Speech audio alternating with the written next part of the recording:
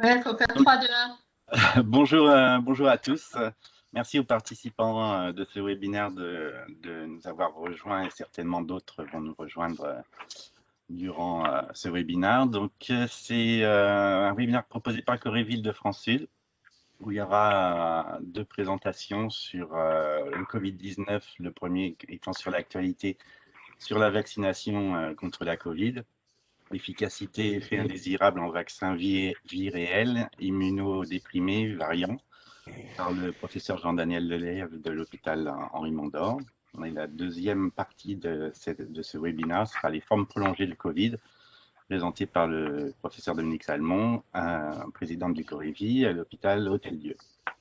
Donc je propose que monsieur Jean-Daniel Lelève puisse débuter sa présentation. Merci Philippe.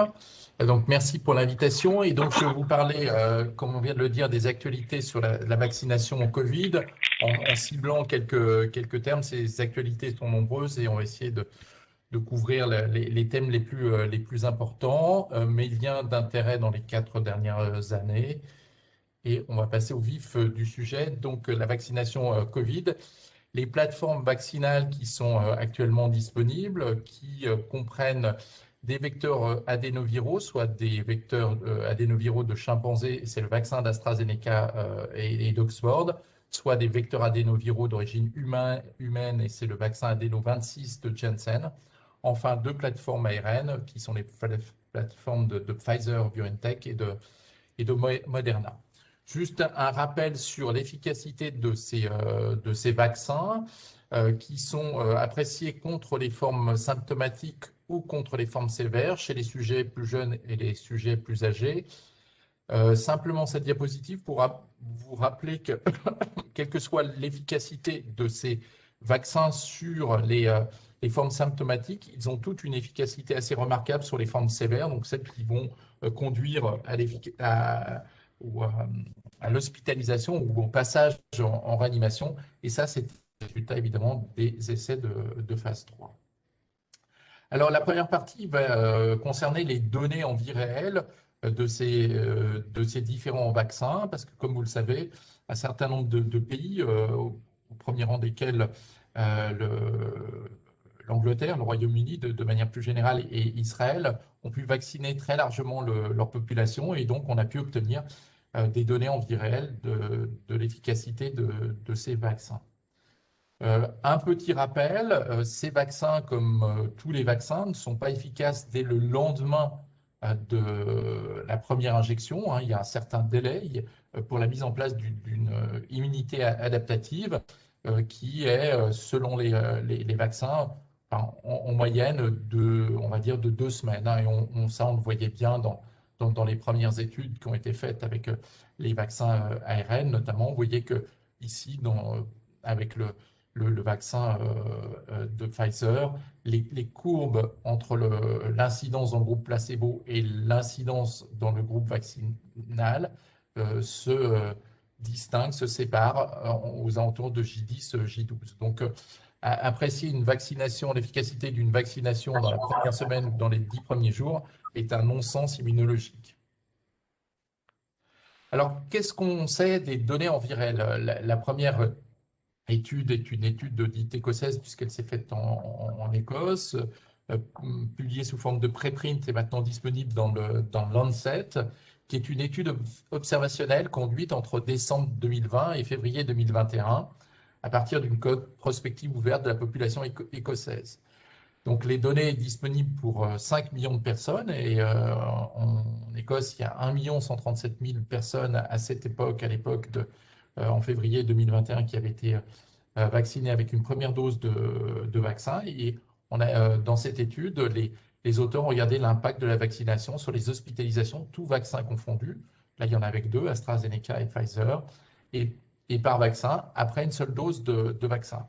Alors, vous voyez ici en haut à droite que contrairement à ce qui a pu être fait dans d'autres pays, et notamment en France à l'époque ou un petit peu après, c'est essentiellement des sujets âgés qui avaient reçu la vaccination par AstraZeneca en rouge.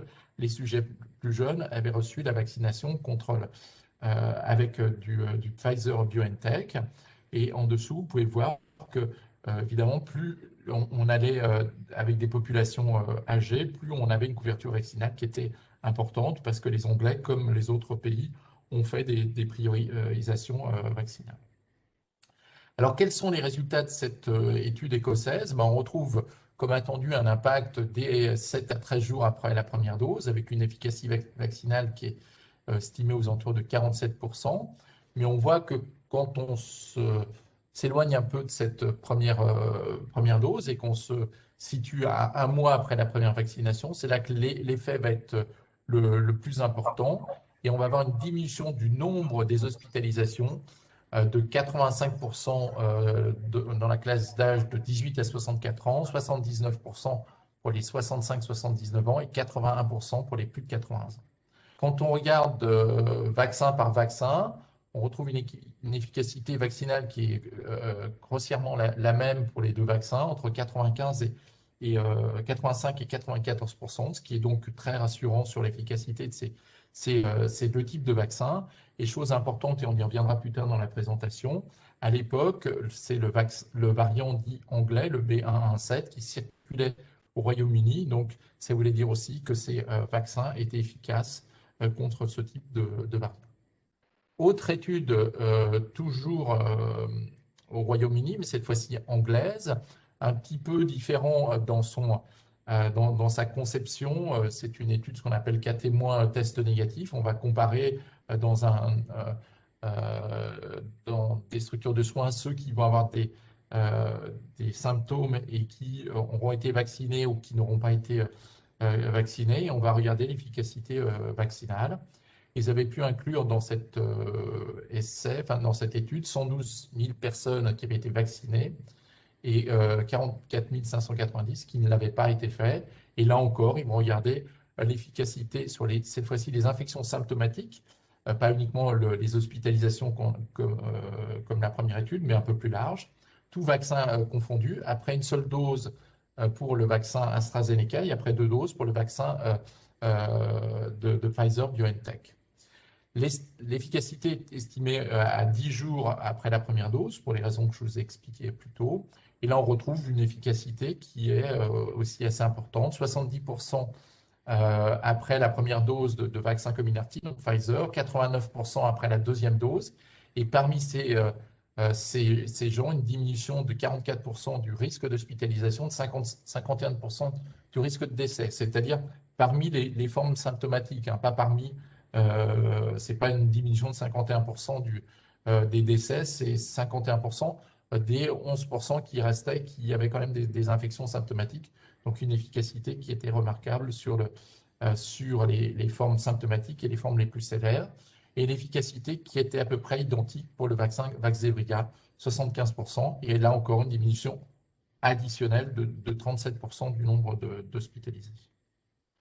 Troisième étude, qui était une étude cette fois-ci faite en Israël, avec toujours à peu près la même période, près de 600 000 personnes vaccinées ou non vaccinées, avec 10 561 infections qui étaient documentées pendant la période.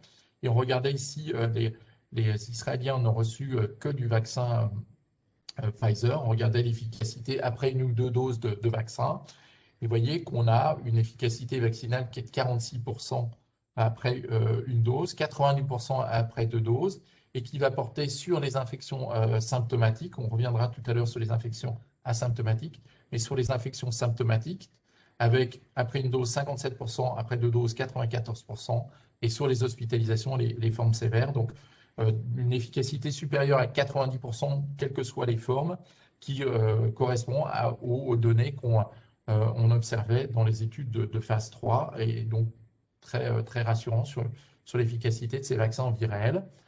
Et là encore, l'estimation de la proportion du variant B117 n'était pas appréciée directement dans l'étude, mais c'était une correspondance avec ce qui était observé en Israël à la même époque, et c'était 80% de ces variants qui étaient présents, donc qui laissaient suspecter une très bonne efficacité de ce vaccin sur ces variants.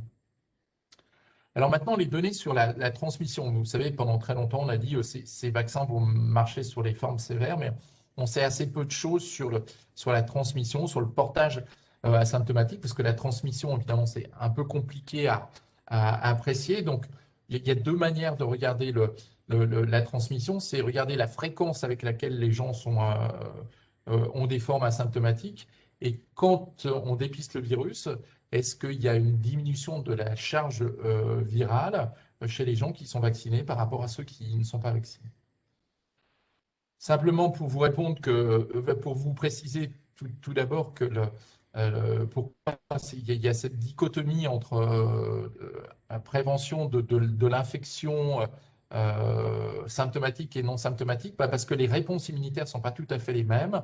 En gros, le portage, la présence du virus au niveau ORL, c'est une réponse de type IgA, et la protection au niveau pulmonaire, c'est une réponse immunitaire anticorps de type IgG avec des anticorps qui diffusent passivement à partir du sang. Donc, il faut qu'il y ait une infection systémique ou un vaccin qui arrive par voie systémique, et probablement aussi de la réponse lymphocytaire T. Donc ça, c'est la partie gauche de cette diapositive. La partie droite, c'est simplement pour vous expliquer qu'après infection naturelle, eh ben, la mise en jeu de ces deux types d'immunité, immunité muqueuse et immunité systémique, est très variable en fonction des patients. Il y a des patients qui ont une réponse immunitaire à la fois systémique et muqueuse, d'autres comme par exemple ici dans le type A, d'autres qui ont uniquement une réponse au niveau systémique, c'est le type B, d'autres uniquement au niveau muqueux, beaucoup plus rare, qui est le type C, et puis certains malheureusement qui n'ont aucune réponse immunitaire, qui sont les plus rares. Alors, l'effet sur la transmission, il y a eu beaucoup d'études qui ont été publiées. La première, c'est celle de Dagan, dont je viens de vous parler, cette grande étude sur 600 000 personnes. Et là, l'efficacité sur le portage asymptomatique, les gens qu'on dépistait qui n'avaient absolument aucun signe, vous voyez que quand on est juste après la première vaccination, elle est assez peu importante, on diminue de 30%. Quand on se met à distance de la première, on augmente à 52%. Et quand on se met à 7 jours après la deuxième vaccination, on est à 90%. Donc une efficacité qui semblait plus qu'intéressante. Une autre étude, toujours avec le vaccin de Pfizer-BioNTech, portait sur des gens qui étaient dépistés de manière systématique avant un geste chirurgical. Vous savez que pour avoir une intervention, bien évidemment, il faut avoir un test PCR qui est négatif. Donc on regardait la fréquence du portage des gens qui avaient été vaccinés par rapport à ceux qui n'étaient pas vaccinés. Et vous voyez que 10 jours après la première dose, on avait un risque relatif de 0,2, donc une diminution de 80% du portage, qui était à peu près la même chose au moment où on faisait la deuxième dose. Donc là encore, une efficacité qui semble assez remarquable du vaccin de Pfizer-BioNTech.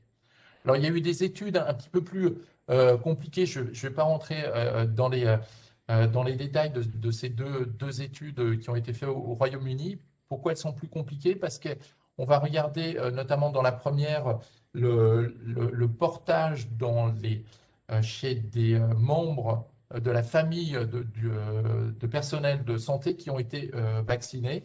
Et on va regarder s'il y a une diminution de l'infection chez les membres chez les membres de la famille.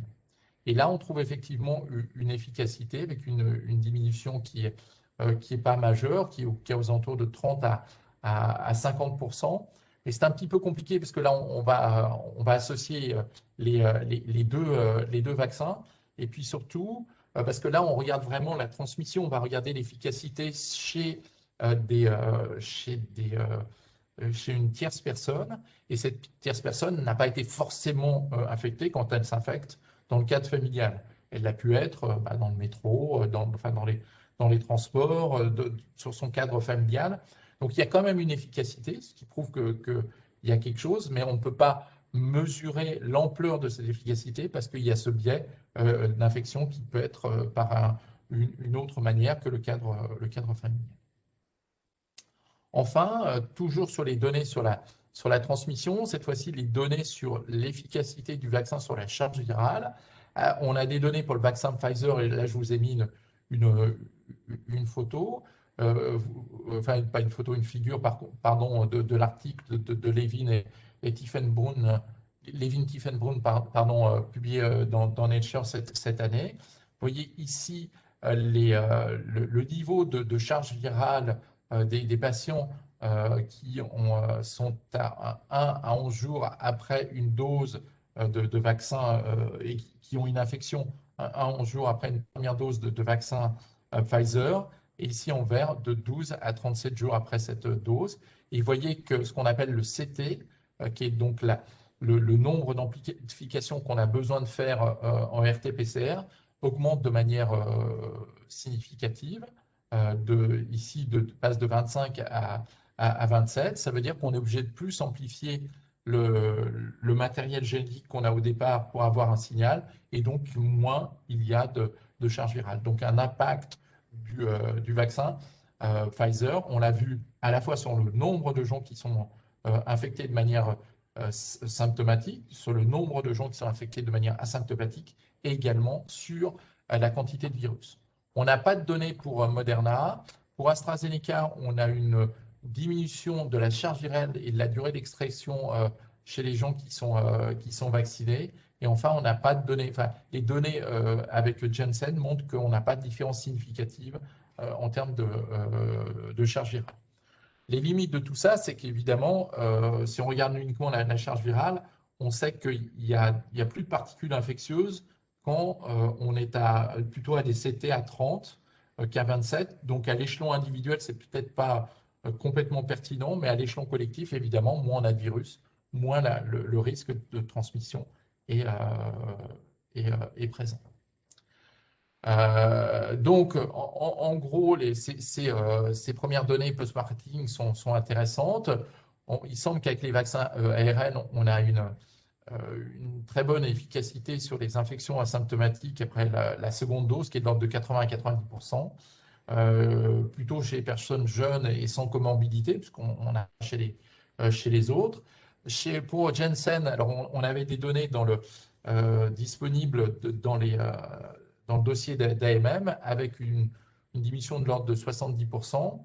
Pour AstraZeneca, c'est un petit peu plus complexe parce que suivant les données que l'on a, on semble qu'il y ait une efficacité, mais elle n'est pas aussi importante qu'avec les vaccins ARN.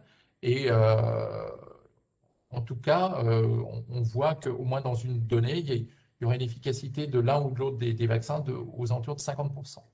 Alors tout ça, évidemment, ne permet pas de définir une stratégie vaccinale très très claire, mais il semble quand même qu'on ait on ait plus de données et des données plus rassurantes avec les vaccins ARN messagers pour avoir un impact sur les infections asymptomatiques.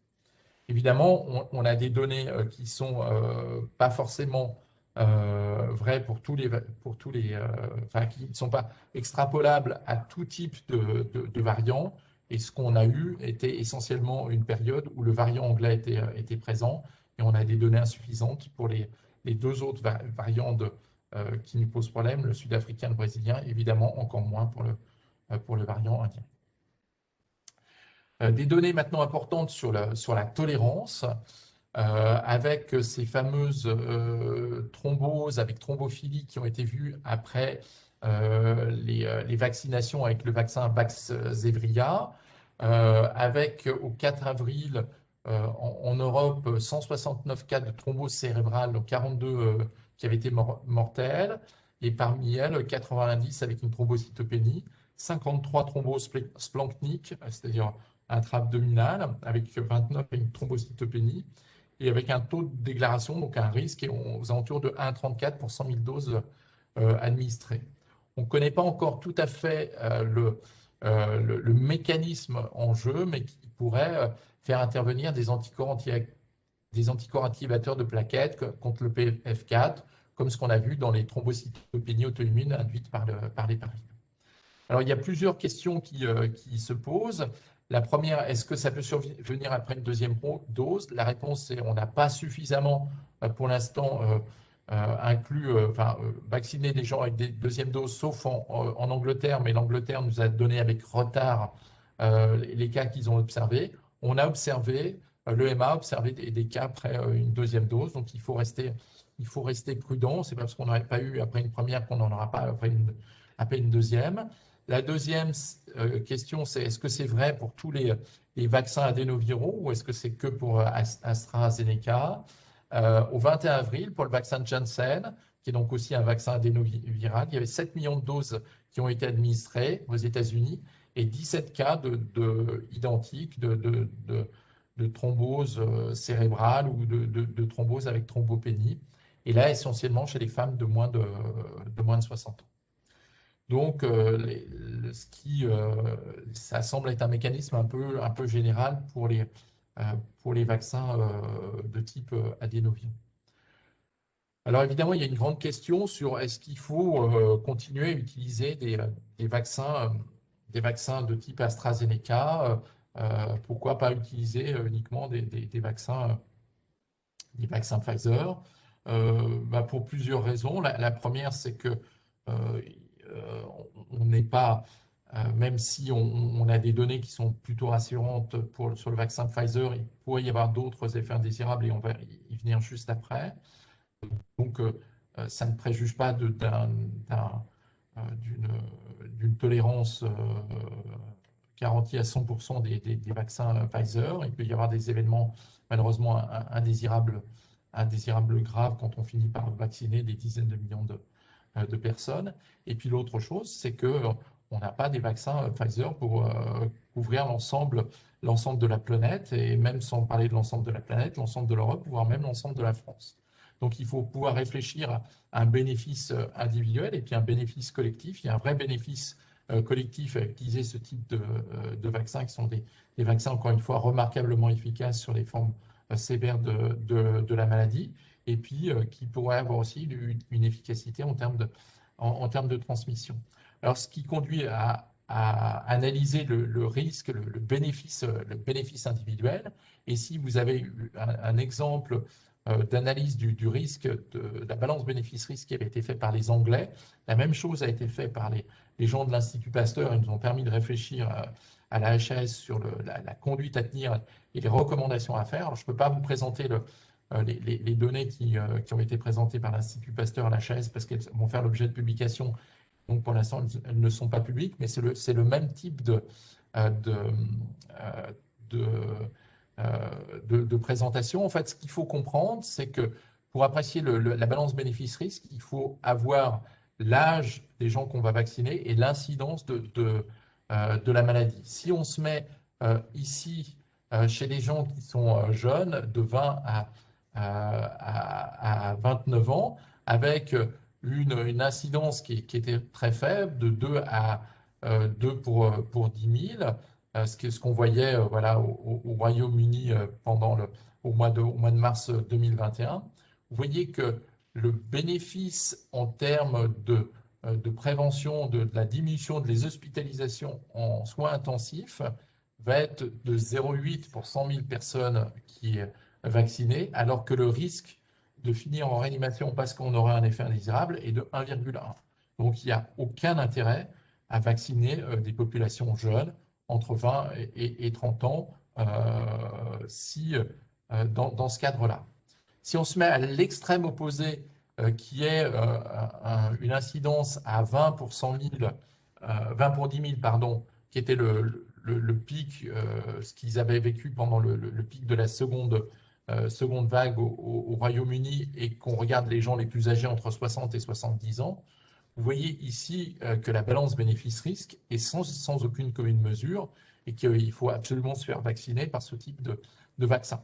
Donc c'est tout ça qui a été interprété, et toutes ces données qui ont été fournies et qui nous ont conduit à la HAS à maintenir la recommandation qui était la nôtre, avec une vaccination des plus de 55 ans avec le vaccin Vaxzevria, parce que le risque de thrombose qui pose problème diminue très clairement avec l'âge.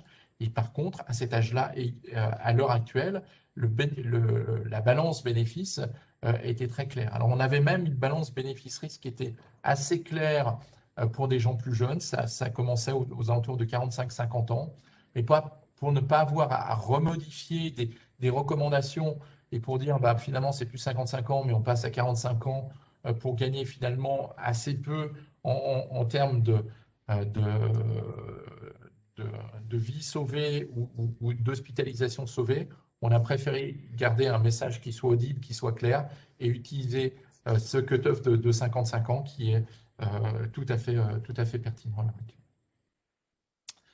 Alors, le problématique avec le vaccin Pfizer, les Israéliens ont fait dans un rapport préliminaire, mais qui n'est pas publié, ça c'est des données, vous voyez que je sors de Medscape, je n'ai pas pour l'instant de plus de données, notamment la l'ANSM pour l'instant ne nous a pas donné plus de données, devrait nous les communiquer la semaine prochaine, mais on n'en a pas plus pour l'instant. Donc en Israël, le rapport a fait état de 62 cas de myocardite survenus chez les personnes de moins de 30 ans, parmi plus de 5 millions de personnes vaccinées, principalement après la deuxième dose. Sur 62 cas, il y en a deux qui ne souffraient d'aucune comorbidité, et une femme de 22 ans et un homme de 35 ans qui sont décédés. En France, on n'avait que 2 cas qui étaient compatibles en termes de chronologie, mais c'est des données très préliminaires. Il faut voir voilà, la fréquence exacte, s'assurer que tout le monde a bien répertorié tout ça, voir dans quelle classe d'âge ça survient, est-ce que c'est plus fréquent chez les plus jeunes, chez les plus âgés, pour refaire la même étude de balance bénéfice-risque. D'abord, voir si c'est un signal mais ce signal est confirmé ou pas. Donc, c'est la première chose. Et si ce signal est confirmé, voir quelle est l'étude de la balance bénéfice-risque. Il n'y a aucune problématique en termes de balance bénéfice-risque globalement. C'est exactement comme AstraZeneca. Peut-être qu'il pourrait y en avoir une à l'échelon individuel chez les populations plus jeunes. Et ça va être des choses qui sont importantes, notamment quand on va se poser la question de vacciner les plus jeunes, c'est-à-dire les adolescents et les enfants, où là, le bénéfice individuel va être quasiment nul. On n'est plus que dans un bénéfice collectif. Et donc là, il faut être sûr qu'il n'y ait pas d'événements indésirables de ce type qui peuvent survenir dans cette population. On passe maintenant aux données chez les immunodéprimés qui nous intéressent en premier lieu. Alors, il y a assez peu de données à l'heure actuelle. Il y a 7 références sur l'efficacité de la vaccination chez les gens immunodéprimés. Ce sont des données immunologiques, hein, pas des données cliniques, parce qu'il n'y a pas suffisamment de gens qui ont été inclus. 4 articles, 3 lettres et 7 références qui étaient dans des préprints. Alors, les populations qui ont été regardées, c'est essentiellement des transplantés d'organes solides. Ça a été notamment des greffés rénaux, des patients hémodialysés, puis des patients qui souffraient de pathologies auto-immunes ou auto-inflammatoires. Alors, je n'ai pas mis le...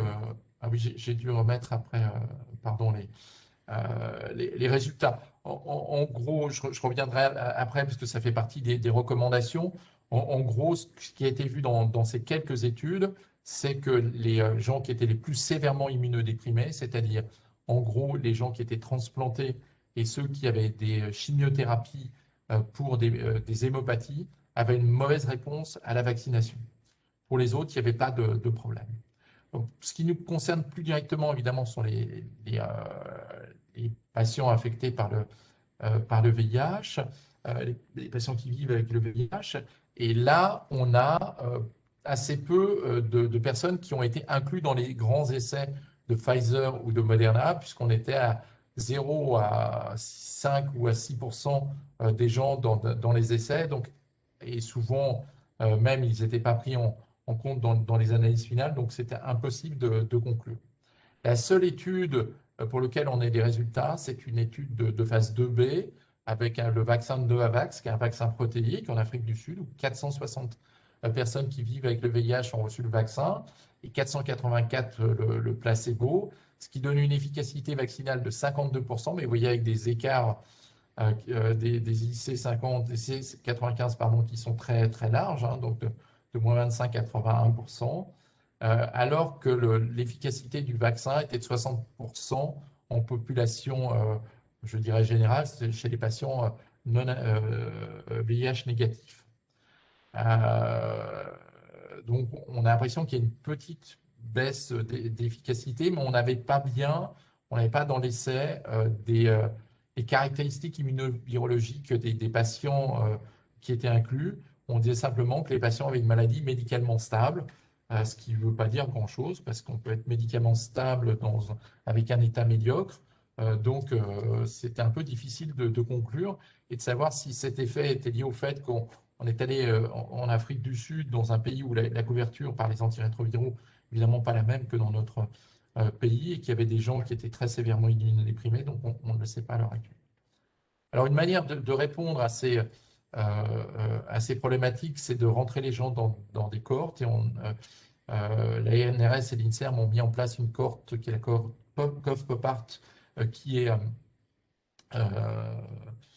supervisée dont la coordinatrice est le professeur Odile Launay à Cochin, et qui vise à étudier la réponse immunitaire dans différentes sous-populations. Et vous voyez la liste des sous-populations. Et parmi celles-ci, évidemment, les personnes vivant avec le VIH représentent une partie importante de cette cohorte. Ce sont des sous-cohortes, et moi je m'occupe de la sous-cohorte des PV VIH. Et c'est la sous-cohorte qui a le plus inclus, puisqu'on est à près de 1000 sujets qui sont inclus dans cette sous-cohorte, pour à peu près 500 pour l'ensemble des autres cohortes. Alors au total, les recommandations, les données, je vous les ai montrées, sont parcellaires, mais pour l'instant, on peut dire quand même qu'il y a une diminution de la réponse immunitaire chez les personnes transplantées d'organes solides, ceux qui ont une hémopathie maligne et ceux qui sont traités par infliximab pour une pathologie auto-immune. Ceci a conduit à une recommandation du conseil du groupe d'Alain Fischer à proposer une 4e dose de vaccin un mois après la 3e, malheureusement sans véritable données sur la pertinence de cette 3e dose, pardon, mais en disant qu'il fallait bien faire quelque chose, et avec une caractérisation des patients qui allaient la recevoir qui n'était pas très claire. L'HAS, elle a fait une recommandation plus simple, en quelque sorte, puisqu'elle a considéré qu'il fallait faire du cocooning, c'est-à-dire vacciner comme les gens immunodéprimés n'allaient pas être protégés ou mal protégés, de vacciner autour, et notamment dans le cadre familial, et en ciblant les personnes transplantées d'organes solides ou de cellules souches hématopoïétiques, les patients sous chimiothérapie lymphopéniante, les patients recevant un traitement par anti-CD20, et également les personnes dialysées chroniques. J'aborde maintenant la dernière partie de ce dont je voulais vous parler, qui sont les fameux VOC, les variants of concern. Alors, on sait que bien que le SARS-CoV-2 ne mute pas aussi rapidement que d'autres virus, et notamment que le virus VIH, on a vu apparaître ces mutations, et notamment dans une partie importante du virus qu'on appelle le RBD, le Receptor Binding Domain, qui lui permet de se fixer à son récepteur cellulaire qui est la CE2, et ça a permis de parler de ce qu'on appelle de variant of concern, des variants préoccupants, et ce sont des variants pour lesquels on a des preuves d'une augmentation de la transmissibilité, d'une maladie plus grave, d'une réduction significative de la neutralisation par les anticorps générés lors d'une infection ou d'une vaccination antérieure, et voire d'une diminution de l'efficacité de traitement ou de vaccin. Et vous allez voir que vous savez déjà qu'il y a un certain nombre de variants, mais qui ne sont peut-être pas aussi préoccupants qu'on veut bien le dire. Alors, il y a 3 variants qui dominent le paysage épidémiologique, qui sont les variants B117 ou anglais, B1-351 ou sud-africain, ou P1 pour les Brésiliens. Évidemment, ils ont des noms qui sont bizarres autant qu'étranges, qui varient d'une publication à l'autre, donc c'est évidemment pas simple de les repérer. C'est pour ça que tout le monde, finalement, même si on ne veut pas accuser les pays dans lesquels on les a isolés, c'est quand même beaucoup plus simple de les utiliser, de les dénominer par leur pays d'origine. Alors, ces variants, on le voit ici, sont caractérisés par des mutations dans plein d'endroits différents du génome du virus, mais ce qui pose problème, c'est vraiment dans la partie RBD de la protéine spike, parce que c'est ça qui va, pour le vaccin, c'est ce qui est utilisé pour faire des vaccins, c'est cette protéine spike. Et puis, c'est cette protéine spike qui va permettre de se fixer à la CE2, qui est le récepteur cellulaire, et c'est sur ces protéines spike que vont se fixer les anticorps neutralisants. Et notamment, ce que l'on voit en noir, là, ce sont les zones où vont se fixer les parties de la protéine spike où vont se fixer les anticorps neutralisés. Le variant dit anglais, dit indien, pardon, qui est nouvellement décrit, qui pose problème. Ici, vous voyez l'incidence de ce variant au cours du temps en Inde. Alors, il y a plusieurs variants anglais, pardon, indiens, je vais y arriver. Le B1617, défini par d'autres mutations qui sont décrites ici, mais il faut regarder ici le bleu foncé, le marron et le vert. Et vous voyez que, en tout cas, le marron et le bleu foncé sont en train, au cours du temps, de clairement prendre l'ascendant sur les autres variants en Inde. Alors, les Indiens, quand même, ne séquencent pas énormément de virus, hein. Ils sont à quelques milliers de séquences, ce qui n'est pas énorme, mais on voit, puis ce qui est attendu par le fait que les échanges sont fréquents avec le Royaume-Uni, une augmentation de l'incidence au Royaume-Uni avec 5% à la semaine 16 de 2021, c'est-à-dire à la fin du mois d'avril, alors que dans les autres pays, ça reste relativement peu important. La France, ici, en jaune, on est aux alentours de 1%. Alors, on connaît peu de choses sur ce variant indien. Par contre, on connaît bien les réponses contre les autres variants. Alors, première chose à garder en tête, c'est quand on dit variant et qu'on dit qu'il y a des problèmes de réponse immunitaire, c'est une réponse immunitaire de gens qui auraient déjà été infectés par d'autres virus, par les souches, on va dire, historiques, par la souche Wuhan, ou qui ont reçu un vaccin. Les gens qui s'infectent avec un variant sud-africain ou un variant brésilien qui n'avait jamais été infecté auparavant, ben, ils répondent très très bien. Ils font une réponse immunitaire contre ce variant sans aucun problème. C'est ce qu'on voit très bien euh, dans cette, euh, dans cette diapositive.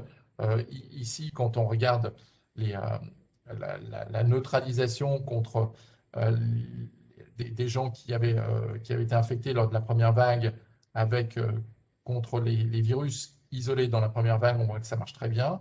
Contre le variant sud-africain, ça ne marche pas. À l'inverse, ceux qui ont été infectés lors de la deuxième vague, quand il y avait du variant sud-africain, eh ben, ils neutralisent bien ceux de la première vague et ils neutralisent très bien le variant sud-africain. Donc, ces variants n'induisent pas une absence de réponse immunitaire. On voit ça traîner de temps en temps. Pour autant, comme ils vont être dans cette zone qui est un petit peu problématique de la protéine spike que l'on voit ici, et ici on voit le domaine RBD en rouge, et on voit les zones où il y a des mutations, et on voit que ces zones où il y a les mutations sont bien celles qui sont à l'interaction avec la CE2, et ça va induire quoi? Ça va induire une meilleure affinité pour la CE2, donc des maladies plus transmissibles et potentiellement avec plus d'hospitalisation. Et puis ça va induire une résistance à la neutralisation. Pourquoi? Parce que c'est à ces endroits-là que les anticorps vont se fixer. Et notamment, c'est ce résidu E484 qui pose problème beaucoup plus que les deux autres, 417 et 500. Alors, quand on regarde ce qui se passe avec le variant B117, il y a pas mal, il y a pas mal d'études qui ont été faites, qui sont listées ici pour les principales et les autres sont en dessous. On voit que quand on prend des sérums de de sujets convalescents, puis on regarde des sérums de gens qui ont été vaccinés par Moderna, Pfizer, Novavax ou AstraZeneca, ben finalement, il y a peu de réduction. Vous voyez, le niveau de réduction est nul quasiment pour tous. Il y en aura peut-être un petit peu avec le vaccin AstraZeneca, mais ça reste très marginal. Par contre, quand on regarde les autres, c'est-à-dire essentiellement le variant sud-africain ou le variant brésilien, ici, c'était avec le vaccin AstraZeneca, on voit très bien qu'il y a une diminution de la possibilité que ce vaccin neutralise ce virus au laboratoire. Et ici, ça avait été fait avec du vrai virus. Ici, c'est présenté de manière un petit peu différente avec ce qu'on appelle des pseudovirus. Et dans ces pseudovirus, on va regarder justement, on met une mutation, deux mutations, trois mutations, on va regarder celle qui pose problème. Celle qui pose problème, c'est la 484, et a fortiori quand elle est associée aux autres. Et quand on regarde ici la diminution de l'efficacité en termes de neutralisation, ben, vous voyez qu'avec tous, on passe à une réduction d'un facteur 10 de cette activité neutralisante. Ça semble plus vrai pour le variant sud-africain que le variant brésilien. Alors, est-ce que pour autant, il faut être, inquiet? Est-ce qu'on a des raisons d'être rassuré quelque part? Oui, on en a plusieurs. La première, c'est si on a déjà été infecté par la Covid-19.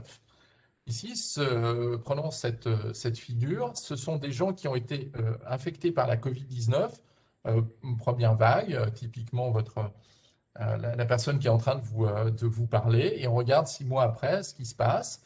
Et bien, vous voyez en noir qu'on garde une petite activité quand même au-dessus voilà, de ce qui est considéré comme efficace, qui est en pointillé ici, contre la souche initiale, la souche Wuhan. Mais par contre, à l'exception de quelques personnes, mais qui n'ont pas des taux d'anticorps quand même très hauts, la quasi-totalité n'ont aucune activité neutralisante dans leur sérum contre la souche sud-africaine. On fait une dose de vaccin Pfizer, une seule. Hein, je vous rappelle que ça ne sert absolument à rien de faire 2 doses quand on a déjà une infection. Et bien, vous voyez qu'on augmente de manière très importante, puisqu'on passe à plus de 10 000 les anticorps contre la souche Wuhan initiale, mais on augmente aussi de manière très importante les anticorps contre la souche, contre le variant sud-africain. Ça a été montré dans plusieurs études. Donc ça, c'est la première chose. La deuxième chose, c'est que la réponse neutralisante, c'est ce qu'on regarde, mais c'est peut-être qu'une partie du problème. Ici, c'est ce qui se passe chez le hamster. Alors, vous me direz, le hamster, c'est quand même c'est pas l'homme, mais enfin quand même. On a vacciné ces hamsters avec le vaccin d'AstraZeneca, et puis on a regardé s'ils avaient des anticorps dirigés contre le SARS-CoV-2. Alors, quand on regarde ce qu'on fait un ELISA, donc un test tout simple, oui, ils ont bien des anticorps. Quand on va regarder une activité neutralisante contre la souche anglaise, ça marche très bien. Et contre la souche sud-africaine, ben, ça ne marche pas du tout. Ils n'ont pas d'activité neutralisante. On va infecter après vaccination ces hamsters. Et vous voyez que les hamsters qui ont été infectés dans le bras placebo ont une destruction complète de leurs poumons. Et ceux qui ont été vaccinés ont absolument aucune atteinte au niveau pulmonaire. Donc, même s'ils n'avaient pas d'activité neutralisante, ben, finalement, ça n'a pas l'air de beaucoup les perturber. Et une des raisons, pour être sur ce qui est marqué en bas de cette diapositive, c'est que on regarde la réponse anticorps, mais on oublie de regarder la réponse T. Et la réponse T, eh ben, elle est dirigée contre des parties du virus qui sont différentes des parties contre lesquelles est dirigée la réponse anticorps. Et il y a plusieurs publications qui montrent que les mutations qu'on présente dans les VOC, ben, finalement, ça n'impacte pas la réponse T. Donc peut-être que ces hamsters ont été protégés par la réponse T. Ensuite, qu'est-ce qu'on regarde? Quand on regarde, là, ce que je vous avais montré, c'est l'efficacité immunologique. Quand on va regarder cette fois-ci l'efficacité clinique, qu'est-ce qu'on observe à l'heure actuelle? Avec le vaccin AstraZeneca, quand on regarde sur les variants non 484, c'est en gros le variant anglais, on voit l'efficacité est conservée. Par contre, avec le variant sud-africain, on a une baisse et un effondrement de l'efficacité qui passe à 10%. Mais attention, là, on avait vacciné que des sujets jeunes et on n'a pas d'impact sur les formes sévères. Donc peut-être que ça ne marche pas sur les formes peu symptomatiques parce que les lymphocytes T, ça ne va pas jouer sur l'infection en elle-même, mais sur les formes sévères, ça marche peut-être. Le vaccin de Janssen, lui, il est aussi efficace contre les 3 variants. Le vaccin Novavax, il semble plus efficace contre le variant anglais que contre le variant sud-africain. Et le vaccin Pfizer, on a une efficacité qui est très remarquable avec le variant anglais, peut-être diminuée avec le variant sud-africain. Mais là encore, c'est les formes symptomatiques. C'est une petite étude qui a été faite au Qatar, qui vient d'être publiée dans le New England. Et quand on regarde sur les formes les plus sévères, il n'y a pas de perte d'efficacité. Donc, on ne voit pas des formes sévères euh, de variants sud-africains, d'infection avec le variant sud-africain chez les gens qui avaient été vaccinés avec le Pfizer. Alors, comment on pourrait faire si quand même on se pose des problèmes? Et il y a plusieurs possibilités. Utiliser un boost supplémentaire, varier le temps entre le prime et le boost, utiliser des stratégies de prime boost hétérologue et éventuellement utiliser des nouveaux vaccins modifiés. Alors, je n'ai pas voulu, pour finir, vous refaire tout ça parce que c'est compliqué. Donc, je me suis juste focalisé sur le point et le point 4 avec un papier qui vient de sortir dans medRxiv, donc en préprint, mais que je trouve assez intéressant. Ils ont pris des gens qui avaient été inclus dans leur essai de phase 1, phase 2, et ils ont fait un boost après 6 mois, et ils sont allés regarder ce qui se passe avant et après un boost additionnel, et ils ont utilisé 2 vaccins. Un vaccin qui est leur vaccin habituel, celui qu'ils avaient utilisé pour le, qui est actuellement disponible, et un deuxième vaccin qui est modifié pour exprimer une protéine qui correspond à la protéine modifiée que l'on voit dans le vaccin sud-africain. Intéressant, avant la première dose, avant cette troisième dose, on voit qu'il reste une efficacité contre la souche initiale, mais il n'y a pas d'efficacité contre les souches sud-africaines ou brésiliennes. Évidemment, c'est avec les deux. Et quand on fait une troisième dose, vous voyez que ce soit avec un vaccin non modifié ou avec un vaccin modifié, on récupère une efficacité remarquable, à la fois contre la souche initiale, mais également contre les souches brésiliennes ou, enfin ici sud-africaines ou brésiliennes, quels que soient les vaccins utilisés. Alors ça, c'est intéressant. Pourquoi? Parce que ça plaide en faveur d'une troisième dose à 6 mois. Pourquoi? Parce que ce qu'il faut, c'est avoir sans doute un taux d'anticorps qui est conservé. Et là, il y a beaucoup d'études qui sont en cours pour se dire qu'il faudrait utiliser chez les... je vais essayer de remettre ma vidéo si j'y arrive. Voilà, qu'il faudrait utiliser de manière un petit peu systématique une troisième dose à 6 mois, notamment chez les patients les plus immunodéprimés. Et je suis en train d'essayer, je ne sais pas si je vais y arriver, mais je suis en train d'essayer de proposer un essai clinique avec une troisième dose à 6 mois chez les personnes vivant avec le VIH ayant eu déjà 2 premières doses pour regarder justement cet impact sur les variants et notamment chez les gens qui auraient pu recevoir un vaccin Pfizer, mais également ceux qui auraient pu recevoir un vaccin AstraZeneca.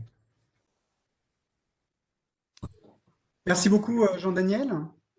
pour cette présentation qui était effectivement à la fois dense et en même temps très intéressante, notamment sur les variants, parce qu'on se rend compte que bah, les variants, c'est une vraie inquiétude. Et d'ailleurs, je vais donner donc tout de suite la parole à Claudine. J'aurai une question après également pour toi. Je vais donner de suite la parole à Claudine. Et normalement, Claudine va pouvoir nous entendre. Claudine? Oui, merci Jean-Daniel de cette brillante présentation, mais je n'en doutais pas un seul instant. Juste petite question sur les myocardites. Est-ce que tu sais le délai de survenue après la deuxième dose ou pas? Non, non, non. Malheureusement, comme j'expliquais, pour les myocardites, ça, c'est juste des choses que j'ai récupérées dans Medscape. J'avais Mm. discuté avec Isabelle Parent de la NSM. Pour l'instant, ils sont en train de revoir cette problématique et ils devraient nous communiquer des données un peu consolidées à la prochaine réunion de la commission technique des vaccinations de l'HS, mais qui aura lieu mardi prochain, donc dans 8 jours. Et pour l'instant, malheureusement, je n'en sais pas plus. Ok. Et j'ai une deuxième petite question concernant justement l'avenir. Donc, si pour ton protocole troisième dose, je suis tout à fait partante. Mais est-ce que tu penses vis-à-vis des variants à venir et vu cette troisième dose là que tu viens de nous montrer avec les vaccins Moderna, est-ce que on se profile vers une vaccination antigrippale tous les ans? Avec des changements de souche ou pas? Non, en fait, c'était la raison de ma dernière présentation. Alors, de la dernière slide, je suis peut-être allé un petit peu vite, mais sur ces deux parties alors, je sais pas, peut-être je vais la remettre euh, pour que ce soit bien clair.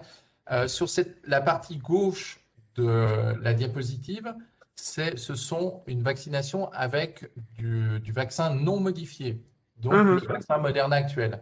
La partie droite, c'est du Moderna euh, Plus le variant, oui, enfin, pour être dirigé avec une protéine qui correspond à la protéine spike de la souche sud-africaine. Et ce qu'on peut voir, c'est que même quand on utilise ici à gauche, oublions la partie droite, même quand on utilise, il se passe exactement la même chose que ce qui se passe chez les gens qui ont fait un antécédent d'infection par la Covid-19. On récupère une efficacité contre les variants. Et ça, immunologiquement, on l'explique très très bien. C'est parce que il faut différencier deux choses. Ce qu'on appelle les plasmocytes qui vont donner les anticorps qui sont présents en permanence. Et après une nouvelle injection, en fait, ce que tu vas mobiliser, c'est les lymphocytes B mémoire. Et ces lymphocytes B mémoire, au cours du temps, en fait, ils vont évoluer. Ils d'accord. gardent ils ont des possibilités de réentrer dans les centres germinatifs, etc. Et donc, ils vont modifier leur récepteur B à l'antigène. Et donc, ils sont capables de se modifier. Et donc, ça a été très clairement montré dans d'autres vaccinations. Et c'est en train d'être montré dans la Covid-19. Et donc, en fait, il suffit de faire un boost, quasiment, je dirais, avec n'importe quel vaccin pour pouvoir avoir des anticorps qui sont beaucoup plus larges, avec un répertoire beaucoup plus large que l'infection initiale. Alors ensuite, il faut montrer que ça marche également contre l'Indien, etc. Mais ce ne Mm. serait pas impossible, en fait, qu'on aurait quelque chose de plus large. Et puis, encore une fois, l'autre chose, tout ça, c'est de la réponse immunologique. Ça nous fait plaisir à nous autres immunologiques pour bidouiller un petit peu au laboratoire, mais la vraie vie, c'est aussi de la réponse lymphocytaire T, et qu'on oublie très souvent. Et cette réponse lymphocytaire T, elle est peut-être majeure. Et d'ailleurs, ce qui explique peut-être la différence entre certains vaccins protéiques comme Novavax, qui n'induit pas cette réponse lymphocytaire T, qui a l'air d'être moins efficace que des vaccins de type ARN ou vecteur virus. Ok, je te remercie, c'est très clair. Jean-Daniel, une autre question. Alors, il y aura Dominique juste après, mais juste avant, on va avoir une personne qui s'appelle 96 478 et qui va se présenter du coup parce que je ne sais pas qui c'est et la question va nous être posée. Si vous voulez bien, je vais essayer de rétablir votre micro. Ça ne passe pas. Alors, avant que Oui, bonjour, Marie-Pierre Fétry, je suis technicienne d'études cliniques. Je voulais savoir en fait les recommandations pour les femmes enceintes, s'il vous plaît. Alors, les recommandations pour les femmes enceintes, à l'heure actuelle, c'est de vacciner les femmes qui sont à risque de contracter le Covid. Alors, c'est évidemment très large. Et après le premier trimestre de la grossesse. On a des données qui sont plutôt rassurantes venant des Américains. Malheureusement, évidemment, on n'a pas des données très très larges. Et là, très clairement, la balance bénéfice-risque, parce qu'on voit de plus en plus de fausses couches d'infections sévères chez les femmes enceintes. Et donc, l'idée, c'est quand même de protéger les femmes enceintes. Donc, à l'heure actuelle, évidemment, c'est une discussion avec l'obstétricien, mais voilà, typiquement, ben, on ne se pose pas de questions quand on doit vacciner des personnels de santé après le premier trimestre. Après, pour des gens qui sont moins en contact direct attendu avec des patients infectés par la Covid ou qui peuvent se protéger, c'est une discussion avec l'obstétricien. D'accord. Merci. Alors ensuite, on a une question, enfin plusieurs questions d'ailleurs de la part de Dominique. Dominique, j'essaye de rétablir ton son. Je ne sais pas si ça marche. Dominique, Ouais. oui, c'est bon. Oui, merci beaucoup, Jean-Daniel. Je voulais te poser une question sur la différence entre l'immunité naturelle et l'immunité vaccinale. Parce qu'habituellement, en maladie infectieuse, l'immunité naturelle, elle donne une réponse très forte, par exemple dans la rougeole. Et là, avec la Covid, c'est une immunité, d'après ce que j'ai compris, hein, qui est maximale à 2 mois, 2-3 mois, et puis ensuite qui se perd. Et donc, qu'est-ce que tu dirais pour l'immunité vaccinale? Et une autre question presque subsidiaire, c'est comment on a choisi finalement la souche de vaccin? Tu vois, parce que quand on a commencé cette recherche vaccinale, elle a été faite avec une souche qui était ce qui Bah, c'était la circulait souche humaine, initialement, quoi, hein. C'était la souche Wuhan. c'est la souche initiale. On est parti Ouais, tout le monde est parti de la souche initiale, ouais, forcément. Ensuite, l'immunité naturelle, elle varie suivant les vaccins. L'immunité post-vaccinale ou l'immunité naturelle, elle est très variable suivant les pathogènes et suivant les vaccins. Il y a des pathogènes qui vont te donner une persistance d'anticorps très haut. Mais la problématique, à mon sens, c'est qu'on envisage toujours la protection induite par un pathogène, notamment un virus ou post-vaccinal, que sous l'aspect de la réponse anticorps. ouais. Or, la réponse anticorps en elle-même ne représente qu'une partie de la réponse humorale, puisqu'il y a la réponse mémoire qui est importante. Par exemple, pour comprendre la différence entre les deux, il faut comprendre le concept de durée d'incubation. Je m'explique. Quand vous avez une maladie avec une durée d'incubation qui est très longue, typiquement l'hépatite B, vous avez été vacciné contre l'hépatite B, vous faites un taux d'anticorps très haut, et puis ensuite, il se casse la figure. Mais on s'en fiche, parce que ce qui va vous protéger, c'est la réponse B mémoire. Et en fait, cette réponse B mémoire, elle est souvent peu regardée, mais on sait que si vous avez fait des anticorps très hauts initialement, elle est très forte. Et on sait que les gens, même lorsqu'ils n'ont plus d'anticorps, ils sont protégés par la réponse B mémoire.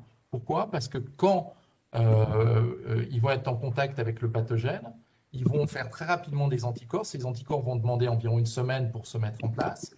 Et le délai d'incubation, enfin le temps que l'hépatite B va mettre pour détruire votre foie, c'est plusieurs semaines. Et donc, il n'y a aucun problème pour que vous soyez protégé.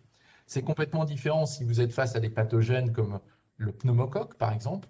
Pneumocoque, ben, ça vous emmène à l'hôpital ou ça vous emmène en réanimation en 48 heures.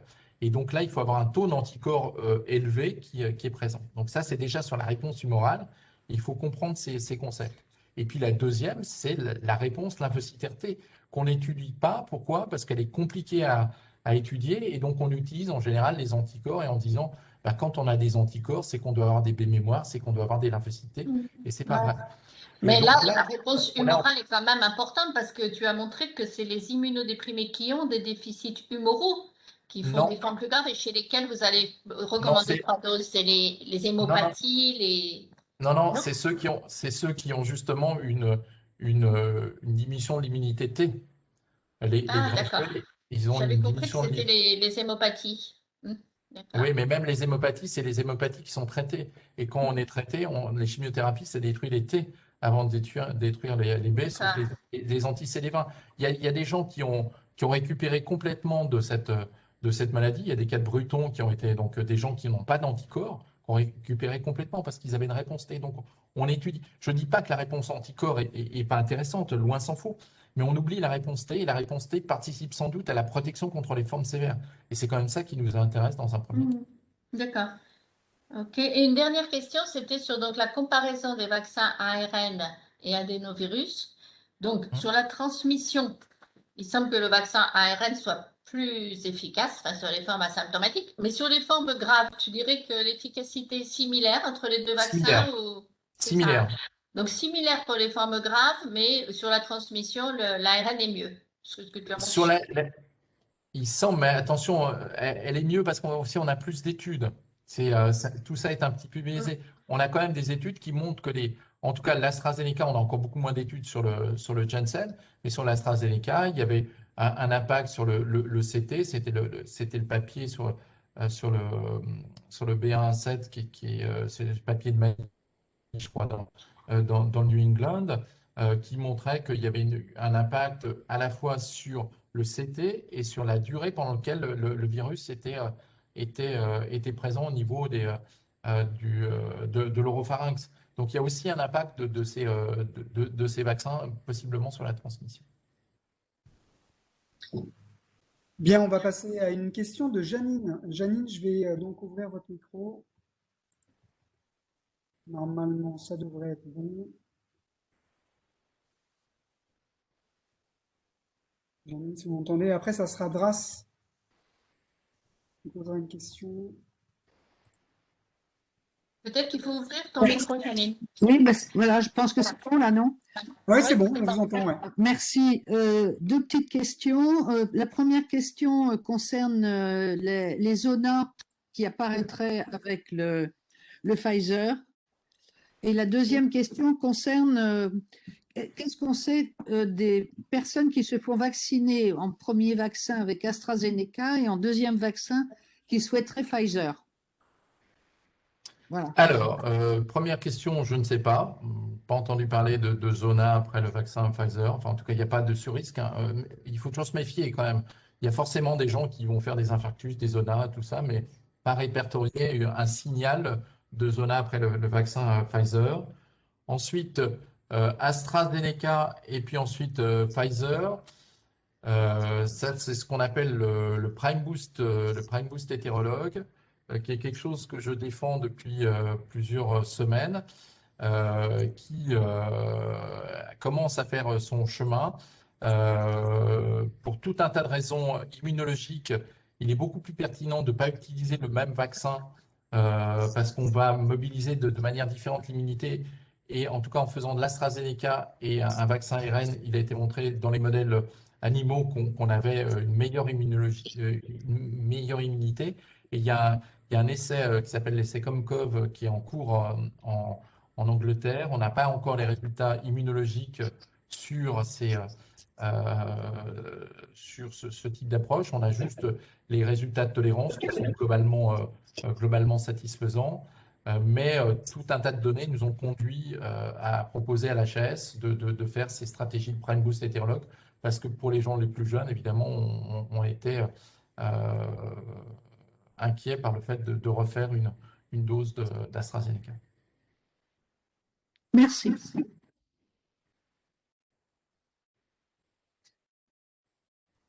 Bien, on va passer donc à la question de Dras. Dras, votre micro, normalement, il devrait être ouvert. On vous Oui, c'est entend? bon. Oui. Je vous remercie. Bonjour à toutes. Moi, je viens d'Acta Paris et Acceptance Transgenre, les associations. Et vous m'excusez, je suis un peu fatiguée parce que je suis moi-même atteinte d'un Covid long. J'aurais aimé savoir sur les recommandations par rapport à la deuxième injection pour un vaccin pour des personnes qui ont contracté le SARS-CoV-2. Est-ce qu'il y a une différence entre les personnes qui n'ont plus d'anticorps? Est-ce que ça sert quelque chose de faire une sérologie avant pour savoir si on fait une deuxième, ça va changer quelque chose, ou alors la réponse immunitaire de mémoire, je ne connais pas les termes techniques, vous m'excusez, va intervenir. Et dans le cas où une personne a été infectée et a quand même reçu 2 doses d'un vaccin, est-ce que ça peut avoir un impact équivalent à une 3e dose sur justement l'efficacité par rapport aux variants? Je ne sais pas si c'est clair mes questions. Oui, oui, ouais, en tout cas, moi, je l'ai comprise, donc Ah, ne vous inquiétez pas. Non, ce qu'il faut comprendre, c'est que l'infection en elle-même correspond à plusieurs doses de vaccin. Quand vous êtes infecté, vous avez une stimulation, restimulation, parce que le virus est tout le temps présent. Donc, c'est une primo-vaccination. Donc, il a été très clair. Enfin, d'un point de vue immunologique, j'ai jamais compris pourquoi certains de. Alors, je le dis d'autant plus facilement que toutes ces recommandations, j'en étais à l'origine à l'HAS, mais d'un point de vue immunologique, on ne comprend pas pourquoi il faudrait faire 2 doses, puisqu'on est vraiment dans un rappel. Après une infection, vous avez fait une primo-vaccination en faisant une infection, et là, vous n'êtes là que pour rappeler. Vous ne faites jamais 2 doses quand vous faites un rappel. Et donc, ça a été très clairement montré. Ça a été montré qu'il n'était pas pertinent de faire 2 fois. Ça avait même une tendance à diminuer un petit peu la réponse T, d'induire ce qu'on appelle une certaine énergie. Donc, il n'y avait pas de pertinence à le faire 2 fois. Bon, c'est pas grave si vous l'avez fait 2 fois, mais et ça ne correspond absolument pas, pour répondre à la deuxième partie de votre question, faire infection et 2 doses de vaccin, c'est pas la même chose que faire 3 doses de vaccin. d'accord. Bon, bah, c'est clair. Je vous remercie beaucoup. Je vous en prie. Une petite question de la part de Marie-Pierre et Valérie. Je vous rouvre vos micros. Et puis après, ça sera donc la dernière. Marie-Pierre, Valérie, je ne sais pas si votre micro est ouvert. Et après, on va pouvoir passer. Oui, normalement, Oui, vous êtes- en fait, c'était par rapport à la 3e injection. Mhm. C'est vrai qu'on en entend parler. Ça sera pour tout le monde à un moment donné où il faudra faire une sérologie, être sûr de plus avoir d'anticorps. Ça fait un peu peur de trop de vaccins d'un coup là. Trop de vaccins d'un coup? Pourquoi trop de vaccins? C'est-à-dire qu'on a eu la grippe 2 fois le. Pourquoi trop de vaccins? Bah parce que je trouve que c'est, bah je sais pas. Je voulais savoir en fait si déjà Bah, il y aurait quand vous une faites, vacciner contre l'hépatite B, vous faites combien de doses de vaccin? bah, j'en en avais 3. Ah. Donc vous n'avez pas dit ça fait trop de doses de vaccin, j'en veux qu'une. Oui, mais parce qu'il y a du recul. Mais Donc, je ne vois pas en quoi change le recul. non, mais je vous pose la question en fait. Est-ce que ça sera Non, mais je vous nouveau repose la ou pour. question, en quoi change il est évident que il va se poser la question de savoir s'il faut le faire à tout le monde, si c'est. Voilà. Mais après, le recul, moi, je comprends bien je comprends bien cette problématique du recul. Moi, je me suis fait faire une dose. J'ai eu la Covid l'année dernière. Je me suis fait faire une dose de vaccin en janvier. D'abord pour donner l'exemple pour tout le monde, et puis parce que j'avais pas envie de refaire la Covid. On est dans une période où on a montré très clairement que ce vaccin était efficace. Je vous l'ai Mm. montré. Et on a une maladie qui est encore active. Ben, il faut se protéger. S'il y a des événements indésirables, ben, il y aura des événements indésirables. Mais enfin, les événements indésirables, ils restent ceux que l'on est en train de voir. Je ne vois pas pourquoi d'un seul coup il y aurait une catastrophe. Non, non, je pense pas à catastrophe. Je voulais juste savoir en fait si du coup ça serait intéressant de faire plutôt des sérologies avant de refaire une autre dose, quoi, en fait. C'est une vraie question. C'est une vraie question. Attention, les sérologies ne regardent pas la fonctionnalité des anticorps. Donc, il faut être sûr, à l'heure actuelle, et c'est des travaux qui sont en cours, est-ce qu'il y a une corrélation entre votre taux d'anticorps? D'abord, il y a des gens qui confondent toutes les sérologies qui font des anti-N au lieu d'anti-S. Mm. Et ensuite, quel est le taux d'anti-S qui est vraiment associé à une activité neutralisante protectrice? Est-ce que c'est ça qui est important? Si on n'en refait pas, il y a la problématique de ce que je vous disais avant, c'est-à-dire qu'on reste avec un taux d'anticorps qui est celui des plasmocytes qui ont été faits en première vague, donc qui vous permet de vous défendre contre un certain type de virus. mais Non. vous ne mobilisez pas votre répertoire mémoire qui va être mobilisé, lui, par l'infection, si vous êtes infecté, mais peut-être en retard, parce que la Covid, ça met quelques jours euh, pour vous infecter et pour vous donner des signes. Donc, ce que l'on perçoit à l'heure actuelle, c'est que ces populations B mémoire, elles ne sont pas suffisantes pour vous protéger contre une réinfection. Donc, ce qui va vous protéger, c'est le taux d'anticorps. Et la seule manière de rebooster votre taux d'anticorps, c'est de faire une, euh, Une bonne vaccination. une troisième dose. Donc, pour répondre à votre question, si vous êtes réinfecté par une souche, par un variant qui ne pose pas de problème, UAN ou B117, ça ne pose pas de problème et votre réponse B mémoire est suffisant et votre taux d'anticorps résiduel, enfin surtout votre taux résiduel d'anticorps est suffisant. Si c'est un Sud-Africain, possiblement pas. Et donc à ce moment-là, Voilà. il vaut mieux avoir une injection de Troisième rappel. Ok, ben merci beaucoup. Merci beaucoup, Jean-Daniel. Une dernière question pour toi et après on passe à Dominique. Concrètement, pour les enfants, tu en penses quoi? Est-ce qu'on va vers une vaccination, y compris des plus jeunes, pour pouvoir avoir une immunité globale de l'ensemble de la population? Joker. Non, je plaisante. C'est un sujet très compliqué. Je dis Joker parce que j'ai reçu la semaine dernière les 400 pages à lire du rapport Pfizer sur la vaccination des adolescents.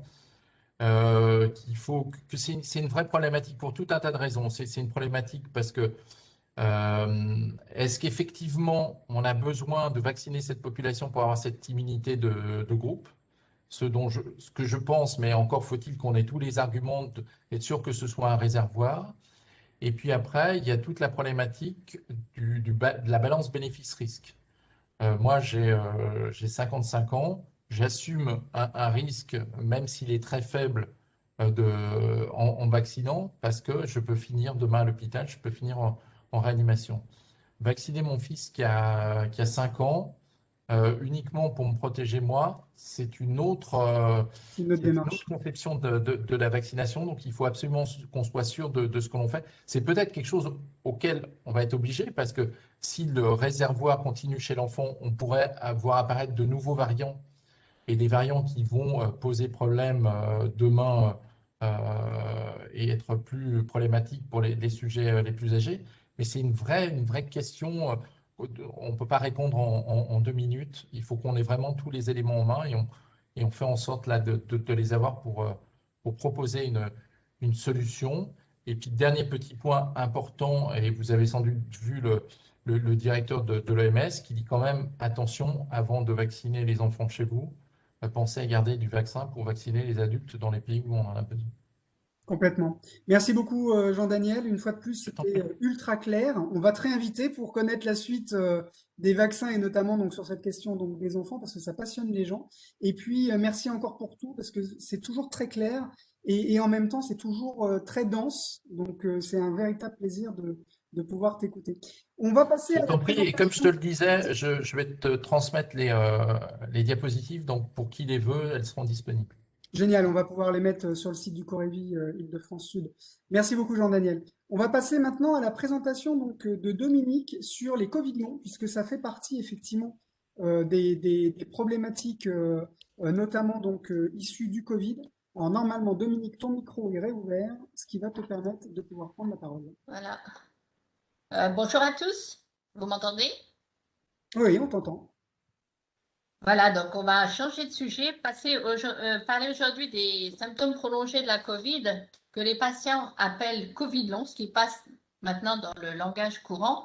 Vous allez voir qu'on a pas mal de constatations maintenant, mais encore beaucoup de questions. Donc déjà, qu'est-ce que c'est que ces symptômes prolongés de la Covid ou Covid long? Donc ce sont des symptômes, vous voyez ici à gauche, qui persistent ou qui reviennent après un épisode de Covid initial. Et on n'a pas encore de délai qui soit consensuel dans tous les pays, mais pour la Haute Autorité de Santé, c'est des symptômes qui durent au-delà de 1 mois, après un Covid confirmé ou un Covid probable. Certains ont pu avoir une PCR ou ont développé des anticorps et d'autres n'ont pas pu faire de PCR ou ont fait des anticorps à un moment donné où les anticorps avaient disparu, n'en ont pas développé. Ça n'élimine pas le Covid. sans autre explication, bien sûr, à ces symptômes. Et on se rend compte que, curieusement, ça touche, c'est assez fréquent, puisque ça touche au moins 10% des patients à 3 mois, voire 20-25% dans certaines séries. Et ça ne touche pas tout le monde. On a vraiment une majorité de femmes, 78% des patients sont des femmes, des gens plutôt jeunes. La moyenne est en général aux alentours de 45 ans. Et 90% ont fait un Covid modéré, mais ça, le Covid modéré, c'est finalement 90% de la population. Donc, on différencie ces symptômes prolongés ou Covid long des complications post-hospitalisation. Les survivants d'une hospitalisation, surtout en réanimation, comme vous le savez, sont surtout des hommes. Et la moyenne d'âge est beaucoup plus âgée, c'est 61 ans. On sait maintenant que chez ces gens qui ont fait un Covid sévère, 70% gardent des symptômes à 3 à 6 mois, en particulier des symptômes pulmonaires, soit des séquelles d'embolie pulmonaire, des inflammations, plus rarement des fibroses pulmonaires, des problèmes cardiaques comme des insuffisances cardiaques, des séquelles de myocardite ou d'infarctus, des conditionnements physiques importants, des signes neurologiques. Mais ce qui a été montré récemment par plusieurs équipes, qui c'est vraiment intéressant, c'est que ces gens qui font des complications post-hospitalisation peuvent aussi faire des symptômes résurgents. C'est-à-dire une personne qui va mieux peut tout d'un coup, 2-3 mois après sa Covid, faire une dyspnée, par exemple. Donc, c'est pour ça que j'ai indiqué cet overlap entre les symptômes prolongés et les complications post-hospitalisation. Voilà. Et puis, c'est pas facile, mais de temps en temps, on se trouve devant le PICS, qui sont le syndrome post-soin intensif, après une atteinte multi-organes, et puis devant quelquefois d'autres manifestations, en particulier après le Covid, certains sujets font des décompensations de diabète ou de thyroïdite ou même de nouveaux épisodes de diabète. Donc c'est quelque chose qui n'est pas facile à démêler au départ, mais qui est une étape vraiment indispensable pour pouvoir dire qu'on est devant une personne qui a un Covid. Alors, quels sont ces symptômes de Covid long? Ils sont extrêmement variés, très polymorphes. Ils touchent plusieurs organes et ils ont une caractéristique particulière ici à droite, c'est qu'ils évoluent souvent de façon fluctuante sur plusieurs mois et assez souvent on trouve des facteurs déclenchants. Ça peut être l'effort quelquefois faible, comme par exemple de faire sa douche, de se faire une petite balade. Un effort intellectuel aussi, retravailler par exemple, ça peut déclencher ce genre de symptômes. Un stress intense, ou chez les femmes, les cycles menstruels. Donc, chacun exprime ses symptômes à sa façon, mais quand voilà, beaucoup de patients arrivent à être réunis, décrits, on arrive finalement à classer ces symptômes et on se rend compte que les 3 symptômes les plus fréquents, ce sont vraiment des signes neurologiques, une asthénie et des signes cardio-thoraciques. Donc, je commence par l'asthénie, bien que ce ne soit pas le symptôme le plus fréquent, c'est le plus handicapant, c'est une asthénie majeure. Les gens disent que c'est vraiment un épuisement qui fluctue dans le temps, donc qui est très, très, très étonnante. Les signes neurologiques, ce ne sont pas des accidents vasculaires avec des déficits, mais ce sont des signes plutôt cognitifs, des troubles de concentration, des petits troubles de mémoire, des manques du mot, des inattentions, des troubles sensoriels également avec des paresthésies, des brûlures, des troubles du sommeil. Ça peut être soit des hypersomnies, les gens qui dorment 12, 14, 16 heures par jour, ou au contraire des insomnies avec des réveils nocturnes, des troubles thymiques également avec une irritabilité, des céphalées également, des céphalées de tension qui sont souvent frontales au-dessus du nez ou postérieures. Donc souvent, les examens neurologiques banaux, disons, de première instance, ce qu'on fait devant des céphalées, des signes neurologiques, IRM, EMG sont souvent normaux. Et vous verrez, je vous montrerai tout à l'heure qu'il faut faire des examens de deuxième intention, des bilans neuropsychologiques, des PET scans, dans le cadre de la recherche, pas forcément chez tout le monde, pour montrer des anomalies. Troisième type de symptômes très fréquents aussi, qui touche 2/3 des patients, ce sont des symptômes cardio-thoraciques, en particulier un essoufflement. Donc, un nouvel essoufflement, alors qu'on est à distance du Covid, des tachycardies inexpliquées, quelquefois la nuit, des douleurs thoraciques, très curieuses. C'est des douleurs qui peuvent être intercostales, qui peuvent être transfixiantes, enfin tout un tas de douleurs, des toux par exemple. Donc là encore, les bilans pneumologiques sont indispensables, bien sûr, pour éliminer une embolie pulmonaire ou une désaturation importante, mais souvent sont assez décevants. Et on va se retrouver devant ce qu'on appelle un syndrome d'hyperventilation, c'est-à-dire une respiration qui est complètement désorganisée. Les gens ne se servent plus de leurs muscles diaphragmatiques pour respirer, mais de leurs muscles respiratoires accessoires. Et plus rarement, on tombe devant aussi des tachycardies posturales, donc qui vont avoir avec le syndrome de dysautonomie, je vous en reparlerai plus tard, et plus rarement encore des péricardites ou des myocardites. Voilà pour les 3 principaux signes. Ensuite, ce qui touche, disons, 30% des patients, ça va être des signes ORL ou ophtalmo. Là, j'ai mis pour l'instant anosmie, agueusie parce que c'est le plus fréquent, donc c'est des gens qui ont soit perdu l'odorat pendant leur Covid court et puis qui ensuite ne le récupèrent pas, soit ce sont des gens qui ont récupéré leur odorat et qui à nouveau ont des troubles de l'odorat qui surviennent, ou des acouphènes, ou des signes ophtalmo, quelquefois des troubles de la vision, etc. Pas mal de gens, à peu 25% à peu près, ont des douleurs musculaires, des douleurs articulaires. Ils sont souvent calmés par les anti-inflammatoires, mais qui nécessitent quelquefois d'avoir recours à des spécialistes de la douleur. Les signes digestifs sont également très fréquents, des douleurs abdominales, des diarrhées, qui ne font pas tellement diarrhée infectieuse, hein, ce n'est pas des diarrhées fébriles, ça fait vraiment plus diarrhée motrice. Des gastroparésies, les gens se sentent en permanence l'estomac plein, n'ont plus de sensation de satiété, des gastrites également.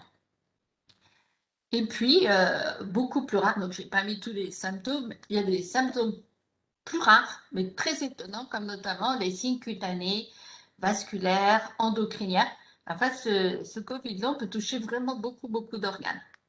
Donc, je vous montre ici, par exemple, parmi ces signes cutanés très déconcertants, on a des épisodes d'urticaire, d'eczéma, de prurite, d'acrocyanose, et puis des épisodes vaso-inflammatoires très curieux. Vous voyez ici ce même patient qui a pris sa photo à 3 moments différents dans la journée avec des épisodes de vasodilatation, inflammation le long des trajets vasculaires, a priori veineux, mais bon, encore peut-être le démontrer, et de vasorétraction.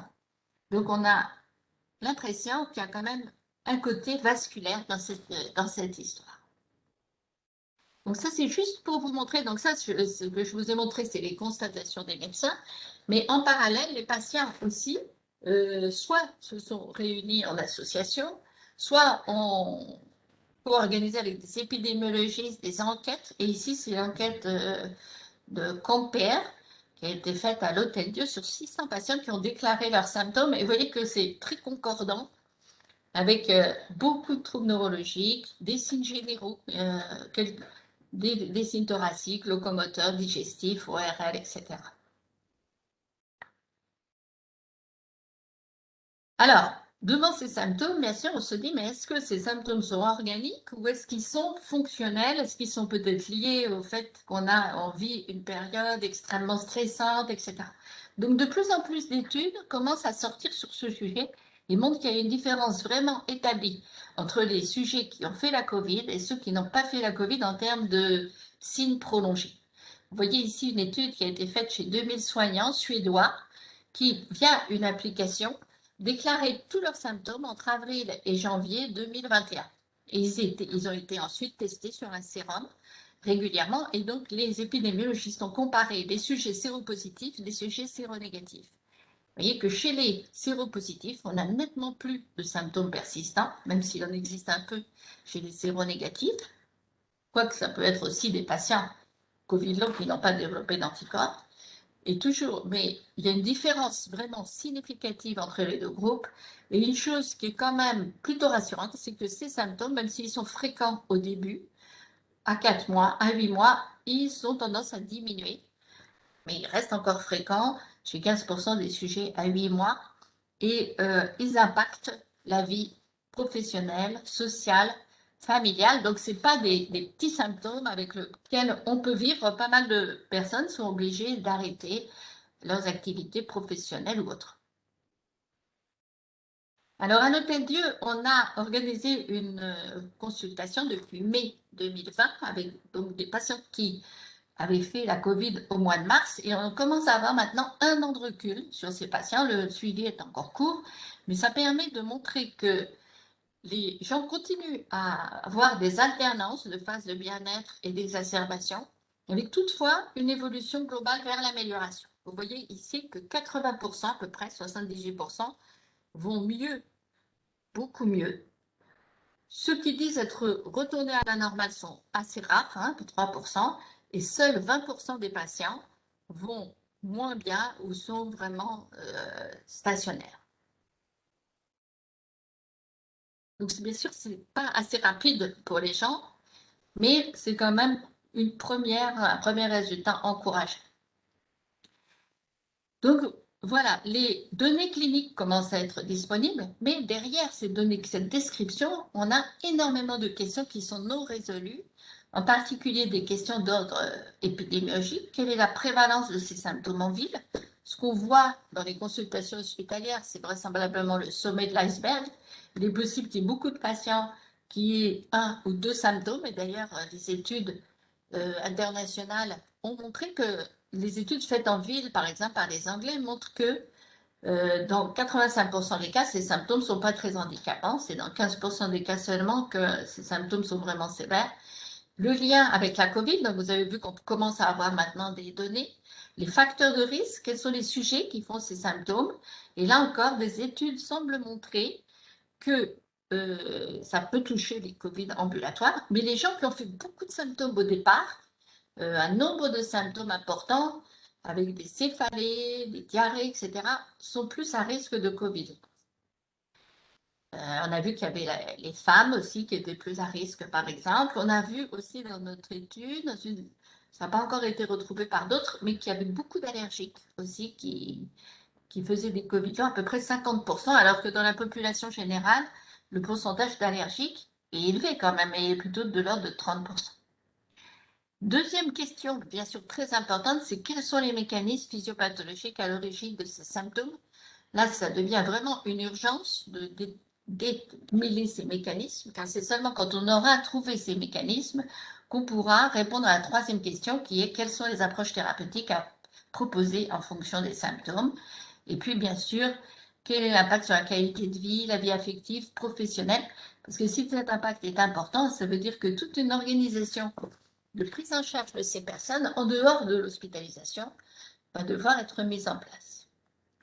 Donc, concernant les hypothèses diagnostiques, une des hypothèses, c'est celle de la persistance virale. Donc, des données préliminaires sont maintenant en faveur d'une possible persistance virale dans de rares cas chez les immunodéprimés. Il n'y a pas énormément de cas, mais plus d'une quinzaine de cas ont été décrits. Et plus récemment, quelques études en France et également en Chine ont retrouvé du virus persistant chez les Covid longs immunocompétents. Pas toujours au niveau du pharynx, quoique on l'a retrouvé des fois au niveau du pharynx à plus de 6 mois de l'infection, mais quand on fait des petits brossages au niveau des fentes olfactives, chez des gens qui ont des anosmies persistantes ou des signes neurologiques persistants, on peut retrouver ce virus jusqu'à plus de 6 mois dans les fentes olfactives. Donc, c'est une chose importante de l'avoir retrouvé, c'est un résultat important, mais ça pose de nouvelles questions. Dans quelles cellules, si le virus persiste-t-il? Est-ce qu'il est dans les cellules endothéliales, dans les cellules de soutien? Est-ce qu'il y a une neuroinvasion? A priori, on n'a pas retrouvé dans les neurones, mais qu'en est-il? Quelles sont les causes de cette persistance virale? Quelles sont les conséquences aussi de cette persistance virale? Donc, on commence à avoir pas mal d'articles maintenant qui sortent sur cette thématique. Et une des hypothèses serait que le virus, on ne sait pas s'il est dans l'endothélium, mais du fait qu'il est dans les microcapillaires, il entraînerait une inflammation persistante au niveau de ces microcapillaires et qui serait responsable de microthrombus, d'une activation de la fibrine, d'une activation des plaquettes et de microthrombose intermittente. Donc peut-être aussi d'une activation locale de la microglie qui pourraient être responsables des dysfonctionnements observés. Deuxième série d'hypothèses, c'est l'hypothèse dysimmunitaire ou inflammatoire. Peut-être que, justement, dû au fait que le virus persiste, se réactive, ça pourrait entraîner une stimulation des cellules T spécifiques du SARS, stimulation anormale, comme on voit par exemple au cours de l'infection par le VIH, on a une hyperstimulation des cellules CD8 responsables du VIH. Alors, est-ce que ce n'est pas quelque chose qui pourrait se passer chez les Covid longs?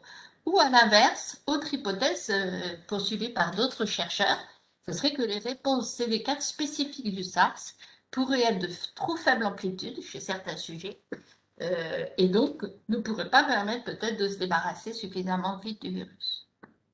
Autre hypothèse, c'est celle de l'inflammation. Est-ce que le virus lui-même, sur certains terrains atopiques ou auto-immuns, n'a pas entraîné une inflammation et une réponse auto-immune qui entretient ces symptômes? Et puis, peut-être que des facteurs génétiques, hormonaux, pourraient être associés. Hein, on l'a vu, il y a ce côté plus de femmes. On sait que les femmes font plus de maladies auto-immunes. Les cycles, donc peut-être qu'il y a tout un tas de facteurs aussi ici à rechercher. Et puis ensuite, dernière hypothèse, ces signes sont tellement curieux, ils ressemblent pour certains tellement à ce qu'on voit dans les syndromes de fatigue chronique que, bien évidemment, ils font penser qu'il y a des troubles psychologiques, voire fonctionnels auto-entretenus. Donc ça, c'est pas mon hypothèse, mais c'est une hypothèse qui est vraiment soutenue par certains collègues, et il faut vraiment démêler les choses. En tout cas, toujours est-il que les sujets qui ont ces Covid longs se trouvent dans une situation d'impasse, ils ne voient pas l'avenir, ça ne reste pas facilement, donc ils développent une anxiété, voire une dépression, et un dépistage de ces troubles psychologiques est nécessaire à toutes les étapes du suivi, ainsi qu'une prise en charge. Et d'ailleurs, souvent, dans cette prise en charge, les anxiolytiques, les antidépresseurs ont une place importante. Donc, pour aller un tout petit peu plus loin sur les signes neurologiques, parce qu'on commence maintenant à avoir des données sur les signes neurologiques, une hypothèse importante serait que on a peut-être une neuroinvasion virale avec une inflammation au niveau du cerveau profond. Et l'équipe de médecine nucléaire de Marseille, dirigé par Eric Genge, a été le premier à faire des TEP scans cérébraux au 18-fluoroglucose dans le Covid long.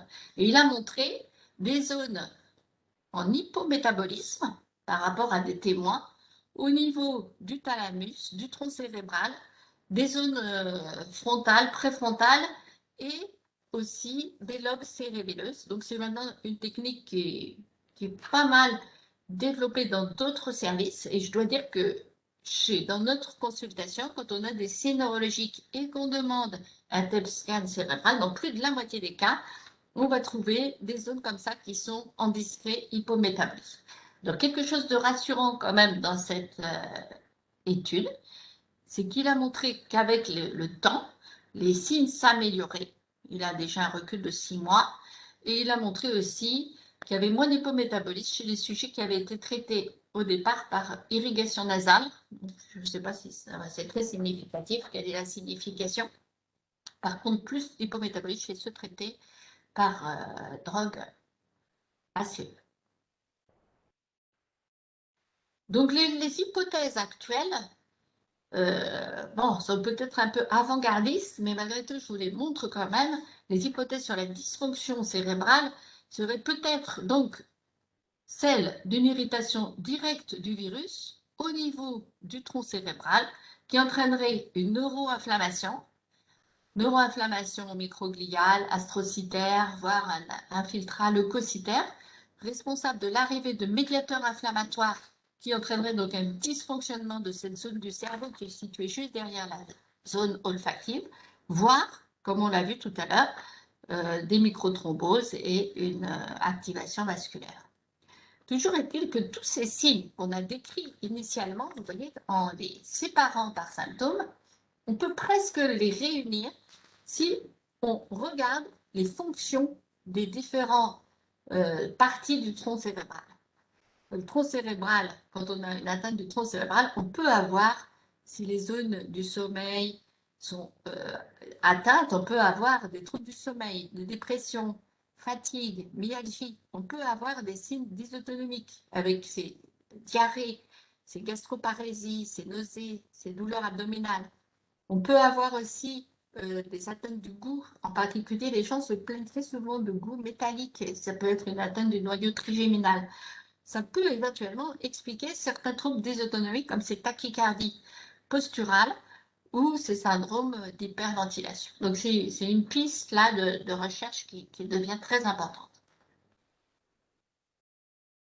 Voilà, donc c'est dans ce contexte que, avec la Haute Autorité de Santé, un groupe d'experts dont je fais partie a fait de premières recommandations. Donc c'était très préliminaire et on n'avait pas du tout encore toutes les réponses aux questions, mais on a vu arriver tellement de patients avec tellement de difficultés de prise en charge qu'on s'est dit, bon, une première réponse rapide est indispensable. Donc cette rédaction s'est passée entre décembre et février, et ces recommandations ont été publiées début février.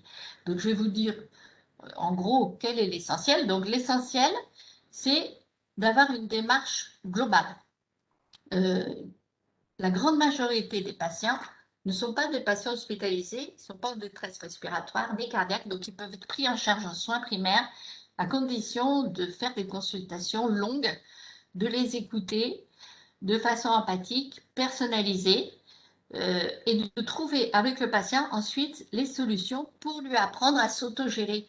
Notamment quelque chose de très important, c'est que c'est ces facteurs déclenchants. Si le patient arrive à dépister quels sont les facteurs qui déclenchent ces symptômes, il va pouvoir les analyser et éviter ces crises d'exacerbation. Donc cette phase clinique est assez longue puisque il faut non seulement faire décrire les symptômes, les facteurs déclenchants, mais éliminer une complication de la phase aiguë. L'examen clinique est un peu particulier, doit s'attacher à aller vers la recherche d'un syndrome dysautonomique en particulier, rechercher une hypotension orthostatique, rechercher une tachycardie d'effort, mesurer la saturation au repos, à l'effort, et utiliser pas mal aussi d'échelles qui sont disponibles, donc on les retrouve dans les recommandations HAS, en particulier les échelles de Nijmegen, les échelles de Disney, les échelles de fatigue, les échelles de dépression et d'anxiété. Le bilan paraclinique est utile, bien sûr, notamment pour éliminer quelque chose d'autre.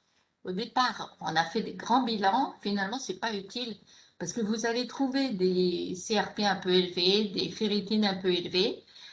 Il peut être utile, par exemple, quand on veut éliminer une maladie auto-immune, une thyroïdite, un diabète, mais ce n'est pas la peine de faire des anticorps anti-tout, ça va être très souvent négatif. Donc, à l'issue de cette exploration clinique, plus quelques examens complémentaires, on va pouvoir, dans quelques cas, porter un diagnostic précis. Par exemple, au niveau pulmonaire, on va tomber très souvent sur un syndrome d'hyperventilation qui se rééduque en kinésithérapie en une vingtaine de séances. On peut tomber aussi sur des hyperréactivités bronchiques, là aussi, qui se traitent. Sur le plan cardiaque, les douleurs, souvent, ne sont pas des douleurs cardiaques, mais des douleurs intercostales qui vont pouvoir être sensibles aux anti-inflammatoires. Mais ça vaut le coup d'aller plus loin pour être sûr qu'on n'a pas une péricardite, une myocardite, par exemple. Sur le plan neurologique et ORL, les bilans neuropsychologiques peuvent aider à authentifier ou non des syndromes dysexécutifs. Et ça, c'est important parce qu'avec une orthophonie, on peut rééduquer progressivement ces symptômes. Mais quelquefois, on va tomber sur des cérébellites, plus difficiles à traiter, bien sûr, des hyposmies ou phantosmies qui peuvent être éduquées par un ORL, voire un vrai syndrome dysautonomique. C'est quand même beaucoup plus rare d'avoir des gros syndromes dysautonomiques complets comme ce qu'on voit dans les Parkinson ou dans les diabètes. Sur le plan digestif, les diagnostics sont à faire de gastrite ou d'œsophagite. Ça soulage vraiment les patients des traités. Gastroparésie, diarrhée d'allure motrice, plus difficile à traiter. Et bien sûr, on a vu qu'un bilan général et psychologique était toujours utile. Sur le plan de la prise en charge, on a, bien qu'on n'ait pas de traitement étiologique, en l'absence de cause, on a quand même des moyens qui sont non négligeables, qui vont améliorer la vie de tous les jours des patients. Premier pilier, ce sont les traitements symptomatiques. Donc, comme on l'a vu sur la diapositive précédente, et là, juste une chose pour vous dire que les anti-inflammatoires non stéroïdiens, je ne sais pas encore exactement pourquoi, peut-être que ça conforte l'idée de la microvascularite, ça marche, notamment l'aspirine, sous couvert bien sûr d'IPP ou de famotidine. Ça ne marche pas sur tous les symptômes, mais ça peut marcher, notamment sur les douleurs, les acouphènes, tout un tas de symptômes sont sensibles. Voilà. Deuxième pilier très important, c'est l'information aux patients. Extrêmement important de partager toute l'information aux patients, comme dans toutes les maladies chroniques d'ailleurs, et on le connaît bien dans le VIH, pour lui apprendre à s'autogérer, à connaître les situations qui déclenchent les symptômes, mais à l'encourager quand même à aller juste en deçà de ses limites pour poursuivre une activité physique. Parce qu'on voit trop de patients qui maintenant ont tellement peur, ils s'arrêtent de tout faire et là, ils vont finir par être déconditionnés. Troisième pilier très important, c'est la rééducation. Donc, c'est vrai qu'on a un cerveau et un organisme qui est plastique, et la rééducation, on l'a vu, fait vraiment des miracles, que ce soit une rééducation respiratoire en cas de syndrome d'hyperventilation, olfactive, orthophonique, par le sport. Voilà, progressive, bien sûr, il ne faut pas que les patients se forcent à aller refaire le tour du Mont Blanc ou un marathon, ils vont tomber, mais très doucement, très progressivement, ça peut avoir une place importante. Et enfin, la prise en charge psychologique des troubles anxieux, dépressifs, voire fonctionnels. Et on a noté que les inhibiteurs de la recapture de la sérotonine et les benzodiazépines pouvaient avoir une place importante, peut-être plus importante que leur rôle simple antidépresseur. Ils ont peut-être un effet sur la sécrétion justement de tout un tas de neuromédiateurs cérébraux bénéfiques dont le mécanisme reste à démontrer. Alors, quelquefois, les gens sont un peu réticents à prendre en charge cet aspect, à le reconnaître, mais ensuite, quand ils voient l'effet bénéfique des traitements, ils changent d'avis. Enfin, dans ces recommandations de l'HAS, on a commencé à réfléchir aux situations complexes ou difficiles à gérer par le médecin traitant qui ne manqueront pas de se poser. Et donc, on a envisagé la création de structures multidisciplinaires au niveau territorial. Et ça, c'est ce que le ministère de la Santé est en train de mettre en place. C'est-à-dire que ce ne sera pas des centres où iront les patients Covid long, parce que les patients sont tellement nombreux que tout le monde ne pourra pas aller dans des structures spécialisées.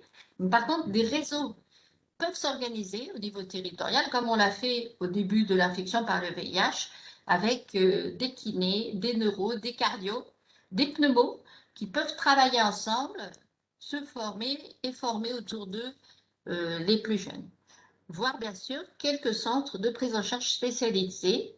Et on imaginait que ces centres de prise en charge spécialisés, mais on va voir un petit peu ce que les collègues vont mettre en place au fur et à mesure des mois à venir, pourraient s'appuyer sur des services de médecine du sport et des médecins ayant une expertise dans la prise en charge de patients atteints de forme prolongée de Covid, parce qu'on se rend compte que ces services de médecine du sport qui donc prennent en charge de façon très progressive tout un tas de maladies chroniques arrivent à remettre sur pied nos patients. Donc, je vais m'arrêter là, voilà, pour juste conclure sur le fait que maintenant le Covid long, c'est plus une hypothèse, c'est vraiment une entité prouvée, différente des séquelles observées chez les patients hospitalisés, mais que les patients hospitalisés peuvent avoir aussi ces Covid longs. Le Covid long est responsable de symptômes invalidants, très variés, très polymorphes, durables, fluctuants, mais qui s'améliorent avec le temps de façon lente. Que pour le moment, ça reste une souffrance vraiment importante des patients et un motif d'errance médicale. Il y a une longue liste d'attente. Je crois que là, il faut vraiment être tous solidaires et s'y mettre. Les patients ne peuvent pas attendre 3-4 mois d'aller dans un service spécialisé. Et ces recommandations de l'HAS ont eu pour but d'aider les médecins généralistes dans le parcours de soins initial, l'organisation de réseaux territoriaux et la création, le soutien à des centres dédiés.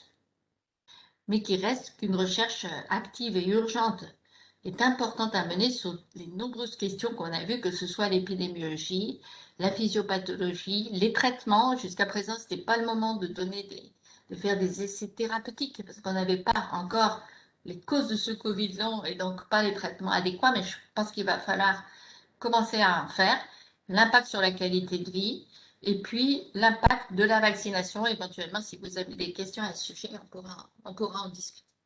Merci beaucoup. Merci Dominique, merci beaucoup. J'ai une question de la part de Claudine. Claudine, si tu Ouais. veux, du coup, le micro est ouvert. Ouais, Je vais essayer de remettre. merci Dominique. Pour ce topo très, très complet, me semble-t-il. Pour autant, alors c'est sûr que c'est un peu compliqué avec le cortège des symptômes de Covid long, mais est-ce qu'on a des données, j'ai pas vu, mais bon, d'aggravation des comorbidités des patients VIH? À savoir, par exemple, est-ce que en post-Covid, les gens font des poussées hypertensives? Tu parlais de poussées de diabète. Enfin, voilà, est-ce qu'on a des données sur l'aggravation, entre guillemets, des comorbidités? Oui. Alors, oui, on a des données sur comorbidité, mais VIH particulièrement, non. Ouais. On voit de temps en temps des hypertensions. Je me demande si c'est pas un signe de dysautonomie. Parce que c'est des gens qui n'étaient pas du tout hypertendus qui font des hypertensions. On voit des thyroïdites, ça faut vraiment se méfier. Si une personne a un Hashimoto, il peut passer en en hyperthyroïdie. On voit des diabètes, des embolies pulmonaires. Oui, on voit quand même des choses qui se décompensent. Mais rarement, enfin pas au point d'être hospitalisé. C'est quand même des choses qu'on peut gérer, mais qu'il faut penser à dépister. D'accord. Mais en tout cas, rien de pointé. Enfin, je sais qu'il y a très peu de données, bien sûr, mais sur les VIH en soi. Ou les patients qui avaient déjà une comorbidité antérieure et qui, post-Covid, s'aggraveraient. En dehors des diabètes que tu dis. Peut-être ceux qui ont des maladies rhumatologiques, quand même, tu vois, parce que ça donne aussi pas mal d'anthésiopathie et de douleurs articulaires chez des gens qui avaient déjà ce terrain, quoi. Donc, c'est pas très net encore, hein. Je peux pas répondre plus à ta question. D'accord, merci. Oui. Je vais donner la parole à Adras Tekles, si normalement votre micro est ouvert. Oui, c'est bon, ça marche.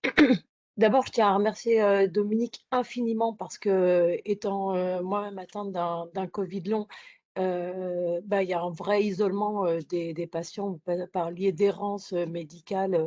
Moi, j'ai passé, juste pour témoigner très rapidement, bah, 10 mois à courir de spécialiste en spécialiste et de pas réussir. Mon traitant n'arrivait pas à gérer le truc. Là, je viens de rentrer à Bichat. Ça fait 14 mois que je suis malade. Avec en fait, je suis pas allée à l'hôpital, j'ai pas déclaré une forme très sévère du Covid, je l'ai eu en mars 2020, et les symptômes ont été encore plus violents, à mon deuxième. Alors moi j'appelle ça le package de symptômes, j'appelle ça une rechute et j'en ai fait 5 au total, sur 14 mois.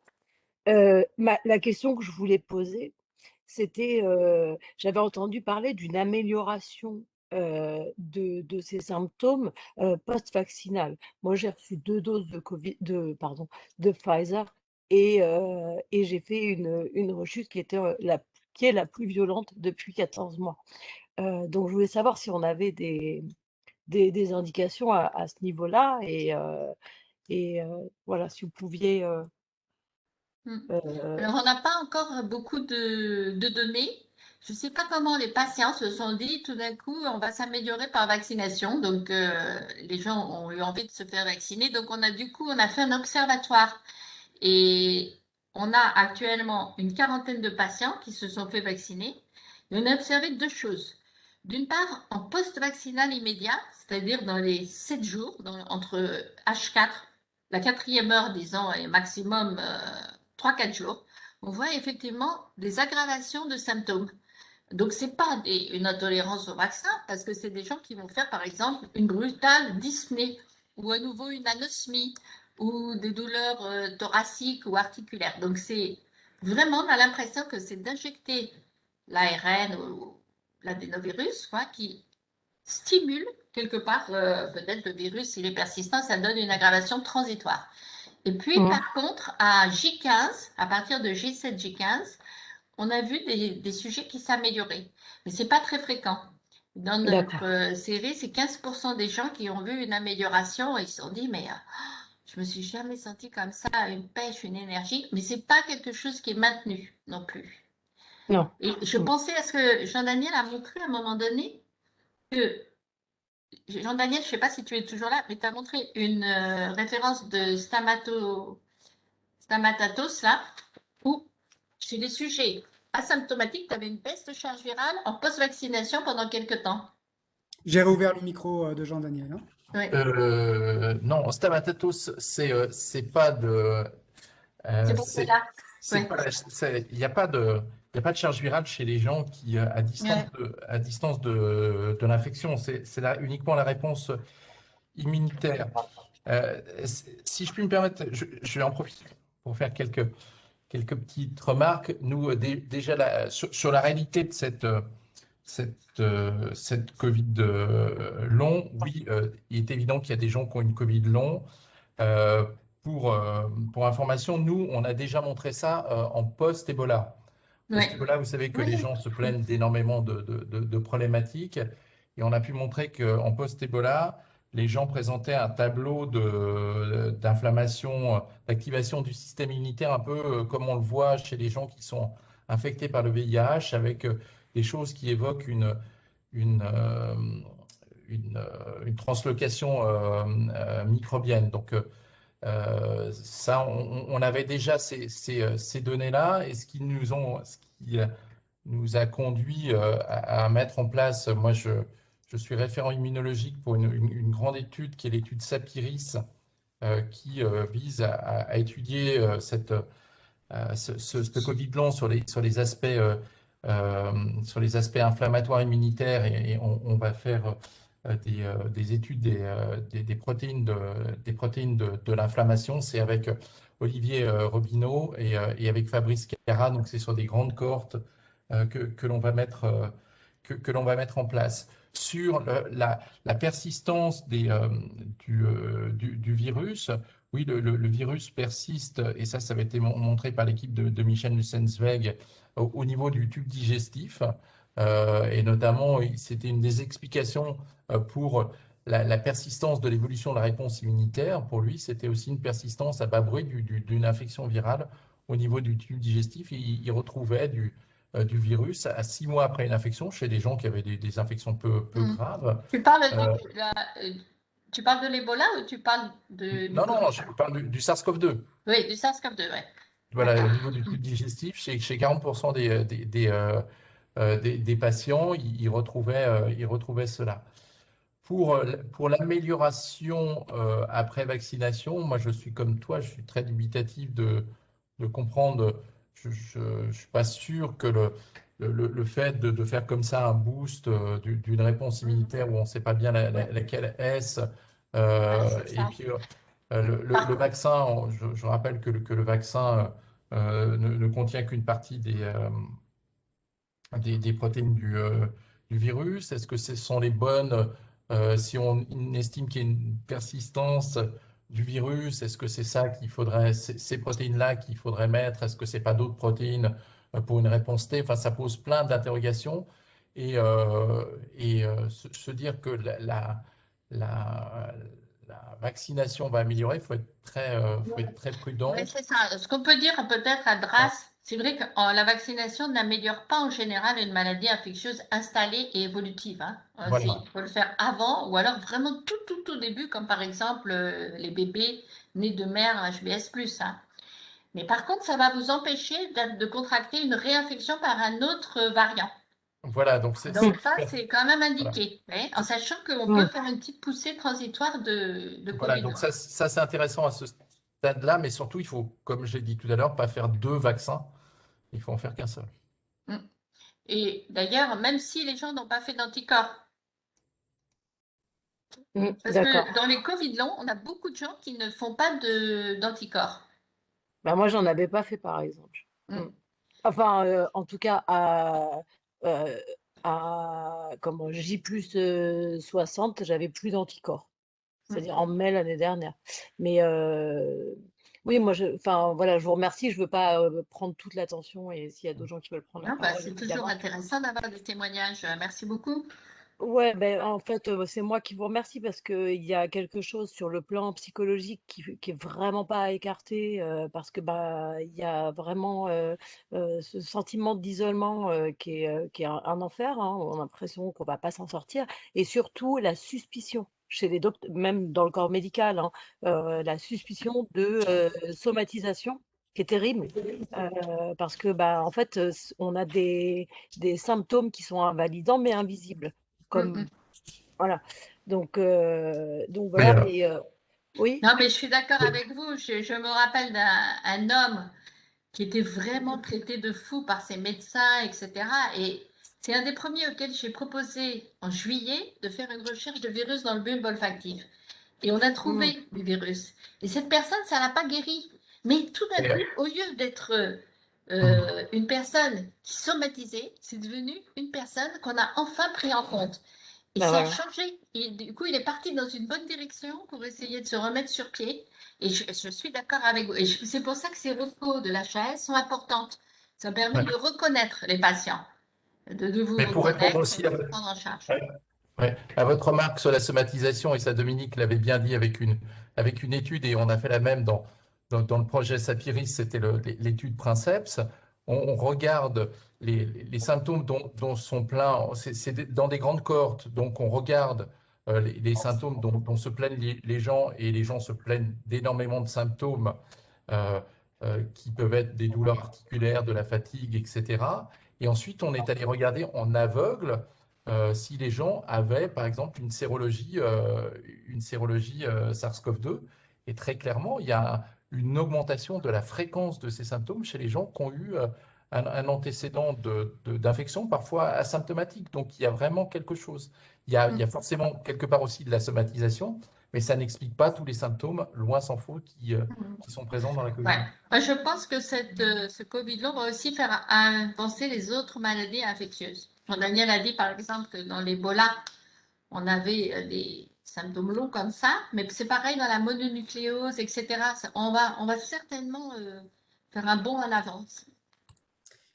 Très bien, merci beaucoup Merci. Dominique, merci à tous. Je vais donner la parole aux deux personnes qui sont, je vais déverrouiller les micros des personnes qui sont en téléphone, voir si effectivement elles ont des questions à poser. Sinon, en tous les cas, merci beaucoup Dominique. Visiblement non, pas d'autres questions de personnes. Bah écoutez, merci à tous. Alors je rappelle que cette session était donc enregistrée. Vous pourrez donc retrouver la présentation de Jean-Daniel et donc de Dominique directement sur le site internet ainsi que l'ensemble de ces présentations qui sont en vidéo. Merci à tous et pour information, je vous rappelle aussi qu'il y a la Postcroy. Vous pouvez donc vous inscrire directement sur le site internet du Corévi Île-de-France Sud pour la Postcroy qui a lieu donc début juin. Et vous allez donc pouvoir avoir les infos directement sur le site le site internet du Corévi. Merci encore Jean-Daniel. Merci Merci à encore tous. Au Dominique. revoir. Merci. Et à très bientôt. À Merci, bientôt. au Au revoir revoir. à tous. Au revoir.